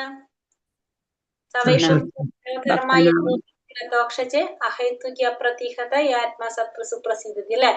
ഭഗവാൻ മനുഷ്യജന്മത്തിന്റെ പരമമായ ലക്ഷ്യം, പരമമായ ധർമ്മം ഭഗവത് സേവനമാണ് അല്ലെ? അപ്പൊ നമ്മൾ ഒരു മനുഷ്യന്റെ ജന്മം കിട്ടിക്കഴിഞ്ഞാൽ നമ്മൾ എന്ത് ചെയ്തിരിക്കണം? ഭഗവാന്റെ സേവനം ചെയ്തിരിക്കണം. പരമമായ ധർമ്മം ഭഗവത് സേവനമാണ് നമ്മുടെ. പക്ഷെ അത് ചെയ്തില്ലെങ്കിൽ ആ മനുഷ്യജന്മവും മൃഗത്തിന്റെ ജന്മം തമ്മിൽ വല്ല വ്യത്യാസം ഉണ്ടോ? നമ്മളല്ലേ ഈ രണ്ട്, നമ്മൾ ചെയ്യുന്ന എല്ലാ കാര്യങ്ങളും ആരും ചെയ്യുന്നുണ്ട്, അവരും ചെയ്യുന്നുണ്ട്. അപ്പൊ അത് തമ്മിലുള്ള വ്യത്യാസം എന്ത് മാത്രമാണുള്ളത്? ഭഗവാന്റെ സേവനം മാത്രമാണ് വ്യത്യാസമുള്ളത്. ബാക്കി എല്ലാതും ഒരേപോലെയാണ്. നമുക്ക് കുറച്ച് ബുദ്ധി കൂടുതലുണ്ടെന്ന് മാത്രമേ ഉള്ളൂ. പക്ഷെ അവർക്കും അവരുടേതായ ബുദ്ധി അവർക്കും കൊടുത്തിട്ടുണ്ട് ഭഗവാൻ. ഇപ്പൊ നമ്മുടെ മക്കൾക്ക് പ്രയാസം വന്നാൽ നമ്മളിരുന്ന് കരയും, അവരും കരയും അല്ലേ? കണ്ടിട്ടില്ലേ? ചില കണ്ണീന്ന് മൃഗങ്ങളുടെ കാണുന്നില്ലേ കണ്ണീര് വരുന്നതൊക്കെ? അപ്പൊ അവർക്കുണ്ട് വികാരങ്ങളും വിചാരങ്ങളും ഒക്കെ ഉണ്ട്. പക്ഷെ നമ്മുടെ അത്ര ഇല്ലാന്ന് മാത്രമേ ഉള്ളൂ. പക്ഷെ നമുക്ക് ഭഗവാൻ എന്ത് പറഞ്ഞിട്ടുണ്ട്? ഭഗവാന്റെ സേവനം ചെയ്യാനുള്ള ഒരു അവസരം കൂടി നമുക്ക് കിട്ടിയിട്ടുണ്ട്. ഇത് നമ്മള് ചെയ്തില്ലെങ്കിൽ നമ്മുടെ ജന്മം കൊണ്ട് യാതൊരു കാര്യമില്ല. മനുഷ്യജന്മം, ഈ ഒരു ജന്മം നമുക്ക് കിട്ടിയിട്ട് നമ്മളത് ചെയ്തില്ലെങ്കിൽ ചിലപ്പോ വീണ്ടും നമ്മൾ ഭഗവാൻ വിചാരിക്കും ഇത് കിട്ടിയിട്ട് ഇവർക്ക് വലിയ കാര്യമൊന്നുമില്ലല്ലോ, അപ്പൊ അടുത്ത ജന്മത്തിൽ വീണ്ടും നമ്മൾ എവിടേക്ക് തന്നെ പോകും? നമ്മള് തന്നെ പോയിട്ട് ജന്മം എടുക്കേണ്ടതായിട്ട് വരും. അപ്പൊ അതിന് അവസരം ഇല്ലാതിരിക്കണമെങ്കിൽ നമ്മൾ എന്ത് ചെയ്യാ? പരമാവധി നമ്മൾ ഈ ജന്മത്തിൽ തന്നെ നമുക്ക് അവസാനിപ്പിക്കാൻ നോക്കാം. അല്ലാന്ന് വെച്ചിട്ടുണ്ടെങ്കിൽ ഇനിയൊരു ജന്മം എടുക്കേണ്ടി വരാണെങ്കിൽ നമ്മൾ നല്ല നല്ല കുടുംബങ്ങളിൽ, വൈഷ്ണവരുടെ കുടുംബങ്ങളിലൊക്കെ ജന്മം എടുത്ത് ചെറിയൊരു പ്രായത്തിൽ തന്നെ നമുക്ക് എന്ത് ചെയ്യാൻ സാധിക്കും? ഭക്തി ചെയ്യാൻ സാധിക്കും അല്ലെ? ഇപ്പൊ നമ്മള് 40, 50, 60 വയസ്സൊക്കെ ആയപ്പോഴായിരിക്കും നമ്മൾ ഭഗവാനെ കുറിച്ച് അറിയാനായിട്ടൊക്കെ നമുക്ക് അവസരം കിട്ടിയത്. പക്ഷെ അടുത്തൊരു ജന്മം അപ്പൊ നമ്മൾ ഇപ്പൊ ഇത്രയും കുറെ പാപങ്ങൾ നമ്മൾ ചെയ്തു പോയി അറിയാതെ. കാരണം നമ്മൾ ഈ പാപങ്ങൾ ചെയ്യുന്ന നമ്മളത് ഭക്തിരസാമസത്തിൽ പഠിക്കും. കാരണം നമ്മുടെ അജ്ഞാനം കൊണ്ടാണ് നമ്മൾ എന്ത് ചെയ്തു പോകുന്നത്? ഈ പാപങ്ങളൊക്കെ നമ്മൾ ചെയ്തു പോകുന്നത്. നമുക്ക് അറിവുണ്ടായിരുന്നെങ്കിൽ ഇപ്പൊ നമ്മൾ തന്നെ വിചാരിക്കും, ഇപ്പൊ ഭക്ഷണത്തിന്റെ കാര്യം എടുത്താൽ തന്നെ നമ്മൾ ആദ്യമേ നമ്മൾ അറിയായിരുന്നെങ്കിൽ നമ്മൾ ഒരിക്കലും കഴിക്കില്ലായിരുന്നു ഇതൊന്നും. പക്ഷെ നമുക്ക് അറിയില്ലായിരുന്നു. നമ്മൾ എങ്ങനെയാണോ കഴിച്ച് ശീലിച്ചത്, ഇപ്പൊ നമുക്ക് പാമ്പിനെ കഴിക്കാൻ നമുക്ക് പറ്റുമോ? ഇല്ല. കാരണം നമ്മളത് ശീലിച്ചിട്ടില്ല. പക്ഷെ പാമ്പിനെ കഴിക്കുന്ന നാടുണ്ട് ഇല്ലേ? പുഴുക്കളെ കഴിക്കുന്ന നാടുണ്ട്. പുഴുക്കളില്ലേ? നമുക്ക് ചിന്തിക്കാൻ പറ്റും അല്ലേ? നമുക്ക് ചിന്തിക്കാൻ പറ്റില്ല അതൊന്നും. കാരണം എന്ന് വെച്ചാൽ നമ്മളത് ശീലാക്കിയിട്ടില്ലാത്തോണ്ട്. അപ്പൊ ആദ്യമേ തന്നെ നമുക്ക് ആ ഒരു അജ്ഞാനമല്ല, നമുക്ക് അങ്ങനത്തെ അറിവുകൾ ഉണ്ടായിരുന്നെങ്കിൽ നമ്മളും എന്ത് കഴിക്കില്ലായിരുന്നു? ഇതൊന്നും കഴിക്കില്ലായിരുന്നു. കോഴിയേം കഴിക്കില്ല, ആടിനെയും കഴിക്കില്ല, ഒന്നും കഴിക്കില്ലായിരുന്നു നമ്മള്. പക്ഷെ നമ്മുടെ അജ്ഞാനം കൊണ്ടാണ് നമ്മൾ ഇതൊക്കെ ചെയ്തു പോയത്. അപ്പൊ നമുക്ക് അടുത്തൊരു ജന്മം, നമുക്ക് നല്ലൊരു ജന്മം, ശ്രേഷ്ഠമായ ഒരു ജന്മം നല്ലൊരു കുടുംബത്തില് നമുക്ക് കിട്ടുകയാണെങ്കിൽ സ്വാഭാവികമായിട്ടും ആ ഒരു ജന്മത്തിൽ നമുക്ക് എന്ത് സാധിക്കും? നമുക്ക് ഈ പറഞ്ഞ പോലെ ഒക്കെ ജീവിക്കാൻ പറ്റും. നമ്മൾ ആരും കരുതി കൂട്ടി ചെയ്തതല്ല ഇതൊന്നും. നമ്മൾ അറിവില്ലായ്മ കൊണ്ട് നമ്മൾ ചെയ്തു പോയതാണ് ഇതൊക്കെ. ഇപ്പൊ നമുക്ക് മനസ്സിലായപ്പോ നമുക്കിപ്പോ ആകെ കൺഫ്യൂഷനാ. കാരണം വെച്ചിട്ടുണ്ടെങ്കിൽ രണ്ടിന്റെ ഇടയിൽ പെട്ടിരിക്കുക നമ്മള്. ചിലത് നിവർത്തിയില്ലാത്തൊരവസ്ഥയിലേക്ക് വന്ന് നിൽക്കുക. ഇപ്പൊ നമ്മള് മാറാന്ന് വിചാരിച്ചാലും നമ്മളെ മക്കളെ മാറ്റാൻ സാധിക്കണം എന്നില്ല. നമ്മളെ കുടുംബത്തിലുള്ള മറ്റുള്ളവരെ മാറ്റാൻ സാധിക്കണില്ല. കാരണം നമുക്ക് മാത്രമേ കുറച്ചായാൽ അറിവ് കിട്ടിയുള്ളൂ ഇപ്പോഴും. മറ്റുള്ളവർക്ക് അത് കിട്ടിയിട്ടില്ല. അപ്പൊ അത് കിട്ടാത്തടത്തോളം അവര് മാറില്ല. നമ്മൾ പറഞ്ഞ ഒട്ടും മാറില്ല അവര്. കാരണം അത് ആ ഒരു രുചി നമുക്ക് വന്നത് കൊണ്ട്. നമ്മളെല്ലാവരും എന്താഗ്രഹിക്കുന്നവരാണ്? ആ ഒരു സന്തോഷം നമ്മൾ ആഗ്രഹിക്കുന്നവരല്ല. നമ്മൾ അതിൽ ആഗ്രഹിക്കുന്നത് കൊണ്ട് നമുക്കതിൽ മാറാൻ സാധിക്കില്ല. പക്ഷെ നമ്മൾ ജീവിതത്തിൽ കഴിച്ചിട്ടില്ലെങ്കിൽ നമുക്ക് ആ ഒരു പ്രശ്നേ ഇല്ല. അതാ നമ്മൾ പറഞ്ഞ പാമ്പിനെ നമ്മൾ കഴിക്കില്ല. പക്ഷെ ചില സ്ഥലത്ത് എന്താണത്? അതവരെ സംബന്ധിച്ച് അത്രയും വലിയൊരു സംഭവം അല്ലെ? പുഴു. ചൈന, അതായത് പല രാജ്യങ്ങളിലും പല സ്ഥലങ്ങളിലും ഇതൊക്കെ ഉപയോഗിക്കുന്നവരുണ്ട്. അപ്പൊ നമ്മള് എങ്ങനെയാണോ നമ്മൾ ശീലിച്ചു വന്നത് അത് നമ്മൾ ശീലിച്ചു പോകണം. അപ്പൊ നമുക്ക് അതിന്റെ ഒക്കെ കാരണം ഇതാണ്. ബേസിക്കലി എന്താണ്? അജ്ഞാനം. നമുക്കിപ്പോ ഭഗവാനെ കുറിച്ച് നമുക്ക് ഈ ഭഗവത്ഗീത നമ്മൾ പണ്ട് പഠിക്കായിരുന്നെങ്കിൽ നമ്മൾ ഈ രീതിയിലായിരിക്കില്ല നമ്മളെ ജീവിതം വരുന്നത്. പക്ഷെ നമ്മളത് അറിയാത്തത് കൊണ്ടാണ്. നമ്മൾ ആരും കരുതിക്കൂട്ടി ചേരുതല്ല, ഒരാളുടെയും തെറ്റല്ല അത്. പക്ഷെ എന്താ സംഭവം? കാരണം നമ്മൾ ഈ ഭൗതിക ലോകത്തിൽ വന്നു, നമ്മൾ എങ്ങനെയാണോ നമ്മൾ കാണുന്നത് ആ പ്രകൃതിയുടെ നിയമങ്ങൾക്കനുസരിച്ച് നമ്മൾ ഇങ്ങനെ പോകണമെന്നല്ലാതെ അപ്പൊ നമുക്കൊന്നും അറിവില്ല. ഭഗവത്ഗീത, ഭഗവാനെ കുറിച്ച് അറിയുന്നില്ല. നമുക്കൊന്നും അറിയാത്തത് കൊണ്ടാണ് നമ്മൾ ഇതൊക്കെ ചെയ്തു പോയത്. ഇപ്പൊ നമ്മള് ഭഗവാനിൽ വിശ്വസിക്കുന്നത്, ഇപ്പൊ നമുക്ക് ഇപ്പോഴും കൺഫ്യൂഷനാണ്. കാരണം ഭഗവാനാണ് പരമദിവ്യോത്തമ പുരുഷനാണ്, ഭഗവാനാണെന്ന് പറഞ്ഞാലും ഇത്രയും നാളും ഞാൻ ദേവിയെ ആരാധിച്ചതാണ്, ഇത്രയും നാളും ഞാൻ മഹാദേവനെ പൂജിച്ചതാണ്. ഇപ്പൊ പെട്ടെന്ന് ഒരു ദിവസം മാറിക്കഴിഞ്ഞാൽ അവരുടെ കോപം കിട്ടുമെന്നാണ് നമ്മുടെ ടെൻഷൻ. നമുക്ക് ആഗ്രഹമുണ്ട് ഉള്ളില്, പക്ഷെ എന്തുകൊണ്ട്? നമ്മളത് ശീലിച്ചു പോയത് കൊണ്ട് നമ്മളെ മനസ്സിലൊരു ടെൻഷൻ. കാരണം ഇതെന്താ കാരണം? നമ്മളെ ആ ഒരു വിശ്വാസക്കുറവ്, അജ്ഞാനം. ഇതിന്റെ ഒക്കെ ബേസിക് കാരണം എവിടെയാണ് വരുന്നത്? അതാണ് നമ്മളുടെ പ്രശ്നം അല്ലെ? അപ്പൊ കാരണം വെച്ചാൽ നമ്മളെ ചുറ്റുപാടുള്ള എല്ലാവരും, ഇപ്പൊ മാതാജി പറയാറില്ലേ, രാജലക്ഷ്മി മാതാജി പറയാറുണ്ട് വൈകുന്നേരം ഇപ്പൊ ക്ലാസ്സിൽ മാതാജി രാവിലെ കയറുന്നതിന്റെ കാരണം വൈകിട്ട് അയ്യപ്പ ഭജനയ്ക്ക് പോകേണ്ട കാരണം കൊണ്ടാ. കാരണം വെച്ചിട്ടുണ്ടെങ്കിൽ അവരെ ബോധിപ്പിക്കാൻ വേണ്ടി പോകേണ്ടി വരാണ് നമ്മളത്. കാരണം അത് നമുക്ക് മനസ്സിലായാലും, കാരണം എല്ലാവർക്കും അറിഞ്ഞാലേ ആ അറിവ് കിട്ടിയാലേ നമുക്ക് അവിടെ കാര്യമുള്ളൂ. ഇപ്പൊ ചില സ്ഥലത്ത് നമ്മൾ ആ സമൂഹത്തിൽ ജീവിക്കുമ്പോ നമ്മൾ എന്ത് ചെയ്യേണ്ടി വരുന്ന? ആ സമൂഹത്തിനെ ബോധിപ്പിക്കാൻ വേണ്ടി നമ്മളത് ചെയ്യേണ്ടി വരാണ്. പക്ഷെ എല്ലാവർക്കും ആ ഒരു അറിവ് കിട്ടുകയാണെങ്കിൽ നമുക്ക് അവിടെ പ്രശ്നം വരുന്നുണ്ടോ? നമ്മളിവിടെ വൈകുണ്ഠായി. പിന്നെ ഈ ഭൗതിക ലോകം എന്തായി? വൈകുണ്ഠ ലോകമായി മാറി അല്ലെ? കാരണം എല്ലാവരും ഭഗവാനെ ആരാധിക്കാൻ തുടങ്ങി, എല്ലാവരും ഭഗവാനെ മനസ്സിലാക്കി, എല്ലാവരും ജ്ഞാനികളായി മാറി. എല്ലാവർക്കും ആ ഒരു അജ്ഞാനമൊക്കെ മാറിക്കഴിഞ്ഞാല് നമ്മള് പിന്നെ ഇവിടെ എന്തായി മാറി? നമ്മുടെ ഈ ലോകം വൈകുണ്ഠായി മാറി അല്ലെ? അതിന് നമ്മൾ ശ്രമിക്കാനായിട്ട് നമുക്ക് ഇപ്പൊ ഒരാൾ വിചാരിച്ച നടക്കില്ല. അപ്പൊ കുറെ കാര്യങ്ങള് സംഭവം മുഴുവൻ എവിടെന്നതൊക്കെ തുടങ്ങുന്നത്? അജ്ഞാനം കൊണ്ടാണ് ഇതൊക്കെ സംഭവിക്കുന്നത്. നമ്മൾ പഠിക്കും, ഭക്തിരസാമൃതത്തിൽ വരുന്നുണ്ട് അതൊക്കെ. അപ്പൊ എല്ലാത്തിന്റെയും ബേസിക് കാരണം അജ്ഞത. അപ്പൊ നമുക്ക് തോന്നാണ്, ഇപ്പൊ നമ്മൾ ചിലപ്പോ, ഞാൻ പറയട്ടെ, ഇപ്പൊ നാമം ജപിക്കുന്നത് തന്നെ, ഇപ്പൊ നമ്മളുടെ ഹരേ കൃഷ്ണ പറഞ്ഞെന്തെങ്കിലും ഇല്ല. അപ്പൊ നമ്മള് ഇപ്പൊ നാമം ജപിക്കും, നമ്മൾ ഒരു ദിവസം ചിലപ്പോ 16 മാല ജപിക്കും, ചിലപ്പോ ഒരാഴ്ച നമുക്കത് സാധിച്ചു എന്ന് വിചാരിക്കും. പിന്നെ ചിലപ്പോ നമ്മുടെ എന്തെങ്കിലും കാരണം കൊണ്ട് ചിലപ്പോ നാമജപം കുറഞ്ഞു വരാം നമുക്ക്. അപ്പോഴേക്കും നമുക്ക് എന്താവും, ഭയങ്കര ടെൻഷനാവും, ആദ്യമാവും. എന്ത് വിചാരിക്കും നമ്മളിപ്പോ നമ്മളപ്പോ ആ 16 മാല ഒരു 10 ദിവസം അടുപ്പിച്ച് ചെയ്യുമ്പോൾ നമ്മ വിചാരിച്ചു നമ്മള് ഭക്തിയിൽ ഉയർന്നു വന്നു, എനിക്ക് ഭയങ്കര സന്തോഷമായി, ഭഗവാൻ എന്റെ കൂടെയായി എന്നൊക്കെ നമ്മ വിചാരിക്കും, ഭഗവാൻ നമ്മളെ കൂടെ എന്നൊക്കെ നമുക്ക് തോന്നും. അത് കഴിഞ്ഞ് കുറച്ച് ദിവസം കഴിഞ്ഞപ്പോ എന്തെങ്കിലും കാരണങ്ങൾ, അല്ലെങ്കിൽ നമുക്ക് സമയമില്ലാത്തത് എന്തെങ്കിലും കാരണം കൊണ്ട് നമുക്ക് ജപിക്കാൻ സാധിച്ചില്ല എന്ന് വിചാരിക്കും. നമ്മൾ നേരെ ഓപ്പോസിറ്റ് ഇരിക്കും, ഭഗവാൻ എന്നോട് ദേഷ്യായി, എനിക്ക് ആകെ പ്രശ്നമായി, എനിക്ക് പറ്റുന്നില്ല, അങ്ങനെ. പക്ഷെ നമ്മൾ എന്തുകൊണ്ട് വിചാരിക്കും, നമ്മളെ സാഹചര്യങ്ങളാണത്. പക്ഷെ നമുക്കത് ഇപ്പൊ സമയമില്ല, ഞാനത് ചെയ്ത് നാളേക്ക് ഞാനത് കൂട്ടാം, ഞാനത് ചെയ്യാം എന്ന് വിചാരിച്ചാൽ നമുക്ക് ആ ടെൻഷന്റെ ആവശ്യം അവിടെ ഇല്ല. പക്ഷെ അപ്പോഴേക്കും നമ്മൾ എന്താ ചിന്തിക്കുന്നത്, നമ്മളെ ബുദ്ധി പോണത് വേറെ രീതിയിലാ. ശരിയാണ്.